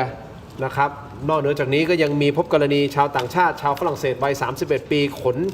ที่เขาบอกเป็นยาเสียสาวนะครับเดินทางจากไทยไปออสเตรเลียเช่นเดียวกันนะฮะ2 เคสนี้คือเดินทางออกจากไทยไปออสเตรเลียนะครับล่าสุดนะฮะท่านนายกอนุทินชาญวีรกูลท่านได้สั่งการด่วนจากประเทศฝรั่งเศสนะครับให้เรียกหน่วยงานที่เกี่ยวข้องกับการปราบปรามยาเสพติดทั้งหมดรวมไปถึงการท่าอากาศยานแห่งประเทศไทย AOT เนี่ยมาประชุมในช่วงบ่ายของวันศุกร์ที่จะถึงนี้วันศุกร์ที่3 กรกฎาคมนะครับยังมีรายงานเพิ่มเติมด้วยบอกว่าท่านนายกรัฐมนตรีไม่พอใจเป็นอย่างมากหลังจากเกิดเหตุการณ์2 เหตุการณ์ซ้อนๆกันเนื่องจากว่ามันกระทบภาพลักษณ์ของประเทศและต้องการผลักดันให้ประเทศไทยเป็นศูนย์กลางการบินและตั้งเป้าเข้าเป็นสมาชิกขององค์การเพื่อความร่วมมือทางเศรษฐกิจและการพัฒนา OECD ภายในปี 2571 แต่เหตุการณ์นี้มันทำให้ประเทศของเราเสียหายในมุมของเศรษฐกิจเสียหายขนาดไหนนะครับและแน่นอนยาเสพติดเราเป็นทางผ่านอย่างเดียวใช่หรือไม่หรือว่าเราผลิตหรืออะไรยังไงประเทศเพื่อนบ้านผลิตจากที่นั่นผ่านเราแล้วไปหรืออะไรยังไงหรือมันมีอะไรเบื้องลึกเบื้องหลังมากไปกว่านี้หรือเปล่าเดี๋ยวอาจารย์ชิตวันมีข้อมูลเพิ่มเติมจะมาวิเคราะห์กันนะฮะแต่ก่อนที่จะไปตรงนั้นคุณผู้ชมครับผมขออนุญาตครับนี่คือเม็ดอมซิงค์พลัสผลิตภัณฑ์ไมบาซินจากเกรเตอร์ฟาร์มานะครับมี3สูตรที่มีคุณประโยชน์นะฮะจากวิตามินหลากหลายชนิดนะครับเม็ดอมซิงค์พลัสวิตามินซีและโคคิวเทนกลิ่นองุ่นมะนาวเม็ดอมซิงค์พลัสลูทีและบิวเบอรี่กลิ่นแบล็คเคอร์เรนต์เม็ดอมซิงค์พลัสเบต้ากลูแคนกลิ่นสตรอเบอรี่นะครับซิงค์มีส่วนช่วยในการทำหน้าที่ของระบบภูมิคุ้มกันและกระบวนการต่อต้านอนุมูลอิสระถ้าเจ็บคอไอหรืออยากเสริมภูมิคุ้มกันเลือกไมบาซินจากเกรเตอร์ฟาร์มาหาซื้อได้ที่ร้านสะดวกซื้อซุปเปอร์มาร์เก็ตและร้านขายยาทั่วประเทศไมบาซินจากเกรเตอร์ฟาร์มาก้าวสู่60 ปีอย่างมั่นคงและยั่งยืนขอบคุณไมบาซินที่อยู่เคียงข้างถูกไม่เถียงนะครับมอบให้แขกรับเชิญของเรานะไมบาซินนะครับไปรับประทานได้เลยนะครับของดีนะครับคุณผู้ชมครับต่อกันที่ยาดมสมุนไพรตามมังกรทองนะครับให้ท่านละ1 แพ็คครับนี่คือจากอ้วยอันโอสถนะครับแต่ขอแนะนำยาน้ำแก้ร้อนในเขากุยจากอ้วยอันโอสถเช่นเดียวกันนะครับบรรเทาไข้ตัวร้อนทานได้ทั้งเด็กและผู้ใหญ่นะครับมีจำหน่ายตามร้านขายยาทั่วประเทศอ่านคำเตือนในฉลากและเอกสารกำกับผลิตภัณฑ์ก่อนใช้นี่คือยาน้ำแก้ร้อนในเขากุยจากอ้วยอันโอสถขอบคุณอ้วยอันโอสถที่อยู่เคียงข้างถกไม่เถียงนะครับคุณผู้ชมครับข้อมูลของแอร์โฮสเตสคนนี้นะอายุ26 ปีมันก็มีข้อมูลที่เพิ่มเติมขึ้นมานะฮะแต่ที่แน่ๆเขาต้องเข้าสู่กระบวนการยุติธรรมของออสเตรเลียซึ่งเข้าใจว่าเดือนกันยายนนะฮะจะเป็นนัดแรกที่ศาลจะให้เข้ามาเริ่มคดีนี้หรืออะไรสักอย่างนะฮะแต่เป็นกันยายนนั่นหมายความว่าตอนนี้กรกฎาคมสิงหากันยาประมาณ2 เดือนกว่า3 เดือนกว่าจะต้องถูกจองจำอยู่ในเรือนจำนะที่ออสเตรเลียระหว่างการรอขึ้นศาลนะฮะคุณผู้ชมครับแน่นอนตอนนี้มีการตั้งทนายความเพราะเขา request ทนายความก็มีการตั้งทนายความให้แล้วคงจะต้องมีการประสานกันระหว่างออสเตรเลียและไทยเพื่อหาข้อมูลต่างๆเพื่อที่จะไปสำทับไป ไปสู้คดี แต่ตอนนี้โลกออนไลน์มันมีการแชร์ข้อมูลเยอะมากเลยอาจารย์ชิตวันท่านมณีรังสีข้อมูลเยอะซะจนเฮ้ยตกลงมันอันไหนจริงอันไหนปลอมอันไหนเท็จบางข่าวบางโพสต์ก็บอกว่านี่ไม่ใช่ครั้งแรกที่เขาทำเป็นครั้งที่15แล้วอะไรประมาณนี้บางข้อมูลก็บอกว่าเฮ้ยเขาไม่เคยไปนี่คือไปครั้งแรกไม่เคยทำไม่เคยรับบางข้อมูลก็บอกว่าเฮ้ยเขาจะไม่รู้ได้ไงว่าในนั้นไม่มีของเอาแหละเดี๋ยวเรารอแต่ที่สำคัญไอ้ต้นตอยาเสพติดมาจากไหนอันเนี้ยเดี๋ยวให้อาจารย์ชิตวันวิเคราะห์แต่ขอขอบคุณนะครับไปตรงนี้ก่อนใช่ไหมผู้สนับสนุนอันนี้ก่อนอยู่ไหนผงปรุงรสนะฮะสนับสนุนโดยผงปรุงรสรสหนึ่งนะครับมีให้เลือกหลากหลายรสชาตินะครับปรุงอร่อยแน่รสหนึ่งนะครับไม่ว่าจะเป็นรสไก่รสหมูรสเนื้อต้มผัดแกงทอดยำหอมอร่อยได้ทันใจนะครับต้องรสหนึ่งนะครับNo. 1ปรุงอร่อยแน่รสหนึ่งครับโปรโมชั่นพิเศษครับ1 แถม 1นะฮะโปรโมชั่นพิเศษและโปรอื่นๆอีกมากมายนะครับไม่ว่าจะเป็น Shopee Lazada TikTok นะเข้าไปได้เลยนะครับกูเม่มาร์เก็ตฟู้ดแลนด์และซุปเปอร์มาร์เก็ตทั่วไปปรุงอร่อยแน่รสหนึ่งนะครับไปดูครับ1 แถม 1และโปรโมชั่นสุดคุ้มอีกมากมายนะครับขอบคุณมากๆครับรถหนึ่งที่อยู่เคียงข้างถกไม่เถียงนะครับมอบรถหนึ่งให้กับทั้ง2ท่านนะนี่คือแพ็กเกจใหม่ที่เรามีมานะครับอาจารย์ชิตวันท่านพลเอกรังสีครับรถหนึ่งครับขอบคุณมากๆเลยนะครับนี่คือรถหนึ่งครับขอบคุณมากๆครับที่อยู่เคียงข้างถกไม่เถียงนะครับ สวยงามครับต่อกันที่เติมความเข้มเต็มรสกาแฟด้วยกาแฟบัดดี้ดีนเอ็กซ์ตร้าเบรนด์นะครับกาแฟดำคั่วสุดเข้มสูตรเข้มข้นที่หอมอร่อยเข้มสะใจชงดำก็อร่อยเติมนมก็อร่อยลงตัวทดลองบัดดี้ดีนเอ็กซ์ตร้าเบรนด์หอมเข้มขมไม่เปรี้ยวในราคาคุ้มค่าเพียง129 บาทได้มากถึง165 กรัมสุดคุ้มขนาดนี้เราได้รางวัลนี้ที่ 7-Eleven ทั่วประเทศบัดดี้ดีนอร่อยเข้มไม่เปรี้ยวเต็มรสกาแฟบัดดี้ดีนนะครับขอบคุณมากครับบัดดี้ดีนที่อยู่เคียงข้างผมไม่เถียงครับมอบให้ท่านละ1 ซองนะครับคุณผู้ชมครับขอบคุณมากๆเลยนะครับมีอีกไหมมีแค่นี้เนาะทีมงานหมดแล้วใช่ไหมครับเดี๋ยวก่อนนะอาจารย์ชิตวันลงพื้นที่ไปไม่ใช่เหรอล่าสุดเอาของไปมอบให้ด้วยนะมีภาพไหมเอามาดูนิดนึงอาจารย์อธิบายนิดนึงนะครับว่าอาจารย์ไปที่ไหนยังไงครับนี่อาจารย์ชิตวันเหรอฮะใช่แล้วทำไมหน้าดูเด็กจังเลยครับเหมือนน้องสาวใช่ไหมน้องสาวเลยคนละคนเลยน้องสาวเลยฮะขอไม่บอกว่าเป็นที่ไหนไม่ต้องพูดว่าที่ไหนแต่ว่าใกล้ชิดมากกับฝั่งเขมรนะคะแต่คราวนี้ก็เอาไปทุกอย่างอะค่ะที่ทางรายการถกไม่เถียงได้มอบให้นะเพราะว่าไปเป็นกำลังใจให้กับน้องๆด้วยแล้วก็อันนี้ก็คือเพราะน้องๆเขาจริงๆที่เขาบอกว่าเคยถามเขาว่าถ้าอาจารย์มาเยี่ยมอยากได้อะไรเป็นพิเศษไหมแต่น้องๆทหารหน้าแนวจะน่ารักมากบอกว่าไม่เป็นไรครับอาจารย์คือเขาเกรงใจแต่ก็เลยรู้ว่าค่ะว่าจริงๆแล้วเขาขาดแคลนทางน้ำแล้วก็คือกองกำลังหมายถึงกองทัพก็ส่งเสบียงให้อันนี้ไม่ได้มีปัญหานะแต่หมายถึงว่าเนื่องจากบางทีอยู่ไกลใช่ไหมคะแล้วบางทีมันต้องใช้เป็นน้ำเป็นขวดก็เลยเอาน้ำเป็นขวดให้แล้วก็เครื่องปรุงเนี่ยราคารถหนึ่งได้เอาไปให้น้องทหารอันนี้ทหารพรานค่ะแต่จริงๆพวกนี้ได้หมดเลยใช่ให้หมดเลยให้หมดทุกอย่างเพราะว่าถ้าเวลาที่รู้สึกไม่ค่อยสบายก็ดมอาจารย์ขายต่อเท่าไหร่คะเนี่ย ล้อเล่นแย่เล่นนะคุณผู้ชมแย่เล่นนะครับท่านรังสีผมขออนุญาตประเด็นนี้ไปที่ท่านอาจารย์ชิตวันนะฮะท่านรังสีเกี่ยวกับเรื่องของสาวแอร์ของการบินไทยคราวนี้ผมอยากรู้ต้นตอของยาเสพติดแน่นอนเขาบอกมาจาก3 เหลี่ยมทองคำใช่ไหมครับไทยเป็นแค่ทางผ่านใช่ไหมหรือว่าไทยเป็นแหล่งผลิตเพราะเราถูกกัมพูชาเนี่ยโจมตีบอกว่านี่ไงไทยเป็นศูนย์กลางยาเสพติดค่ะต้องเรียนอย่างนี้นะคะว่าทั้งประเทศออสเตรเลียทั้งสหรัฐอเมริกาทั้งสหรัฐประชาชนจีนเนี่ยแล้วก็ประเทศมหาอำนาจประเทศพัฒนาแล้วเนี่ยจับตาประเทศกัมพูชาแล้วก็ประเทศไทยทั้งในเรื่องออนไลน์สแกมเมอร์ทั้งในเรื่องความเกี่ยวข้องกับกระบวนการค้ามนุษย์แล้วก็เรื่องยาเสพติดนี่แหละค่ะแต่ว่าอันดับ1เลยคือประเทศกัมพูชาแต่ประเทศไทยก็ไล่มานะก็ไม่ได้ถึงกับแย่ขนาดประเทศกัมพูชานะคะคราวนี้ที่มันเป็นข่าวเลยของประเทศออสเตรเลียเนี่ยก็คือเอาของกัมพูชาก่อนเนาะของประเทศกัมพูชาเนี่ยก็คือในปี 2566 สมาชิกรัฐสภาเนี่ยได้มีการอภิปรายในรัฐสภาว่าจากนี้ต่อไปเนี่ยไม่ควรที่จะมีการให้วีซ่ากับฮุนโตคือใครเมื่อกี้ที่ท่านรังสีพูดแล้วก็คือเป็นหลานของฮุนเซนนั่นเองแล้วก็เป็นเหมือนดีเรคเตอร์กรรมการผู้จัดการของบริษัทฮุยวันกรุ๊ปนะคะคราวนี้ทำไมถึงไม่ควรจะให้วีซ่าเพราะคือไม่ใช่แค่ฮุนโตอย่างเดียวแล้วก็คนอื่นๆ นักการเมืองระดับสูงที่เกี่ยวข้องแต่เขาก็ไม่ได้พูดว่าใครนะคราวนี้เพราะอะไรเพราะว่าในปี 2546 เนี่ยทางการของประเทศออสเตรเลียก็คือตำรวจเนี่ยเคยมีปฏิบัติการที่เรียกว่าอิลิปังโกหมายความว่าไงก็คือพยายามที่จะบุกจับฮุนโตที่เกี่ยวข้องในข้อหาว่าเป็นผู้ต้องสงสัยที่เกี่ยวข้องกับการนำเข้ายาเสพติดไปยังประเทศออสเตรเลียผ่านไม้สุ่มหมายถึงว่าสอดเอาไว้ในไม้สุ่มทิมเบอร์ค่ะคราวนี้มันก็เลยเป็นประเด็นแล้วก็เกี่ยวข้องกับภรรยาของฮุนโตด้วยก็คือแจ็คกี้พายแล้วคราวนี้ในทางการของออสเตรเลียเขาบอกว่าฮุนโตแล้วก็ภรรยาเนี่ยมีการไปซื้อ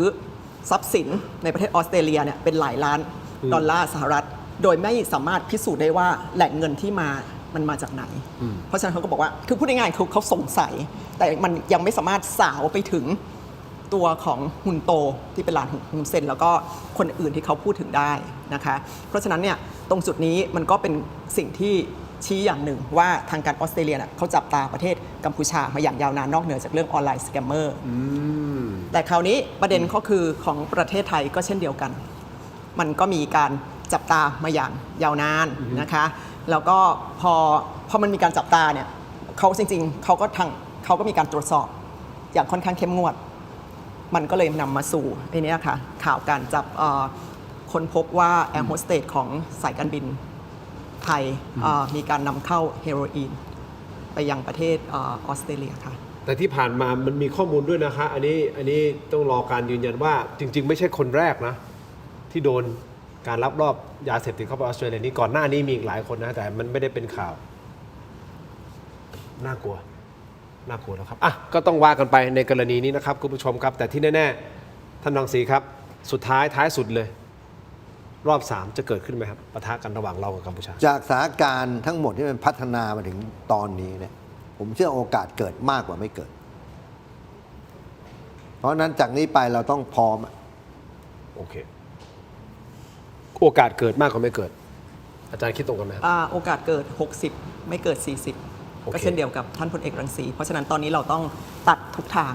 ที่จะเป็นการเกื้อหนุนให้กัมพูชามีศักยภาพในการที่จะมารบกับทหารไทยครับโอเคครับ60-40สำหรับอาจารย์60-40นะคล้ายๆโครงการไทยช่วยไทยไงก็ไม่รู้นะโฆษณาให้ขอบคุณทั้งสองท่านมากๆนะครับที่วันนี้มาให้ความรู้กับเราเกี่ยวกับเรื่องของไทยกัมพูชานะครับสวัสดีครับขอบคุณคุณผู้ชมที่ติดตามนะครับทั้งหมดนี้คือตัวไม่เถียงลาไปก่อนครับสวัสดีครับ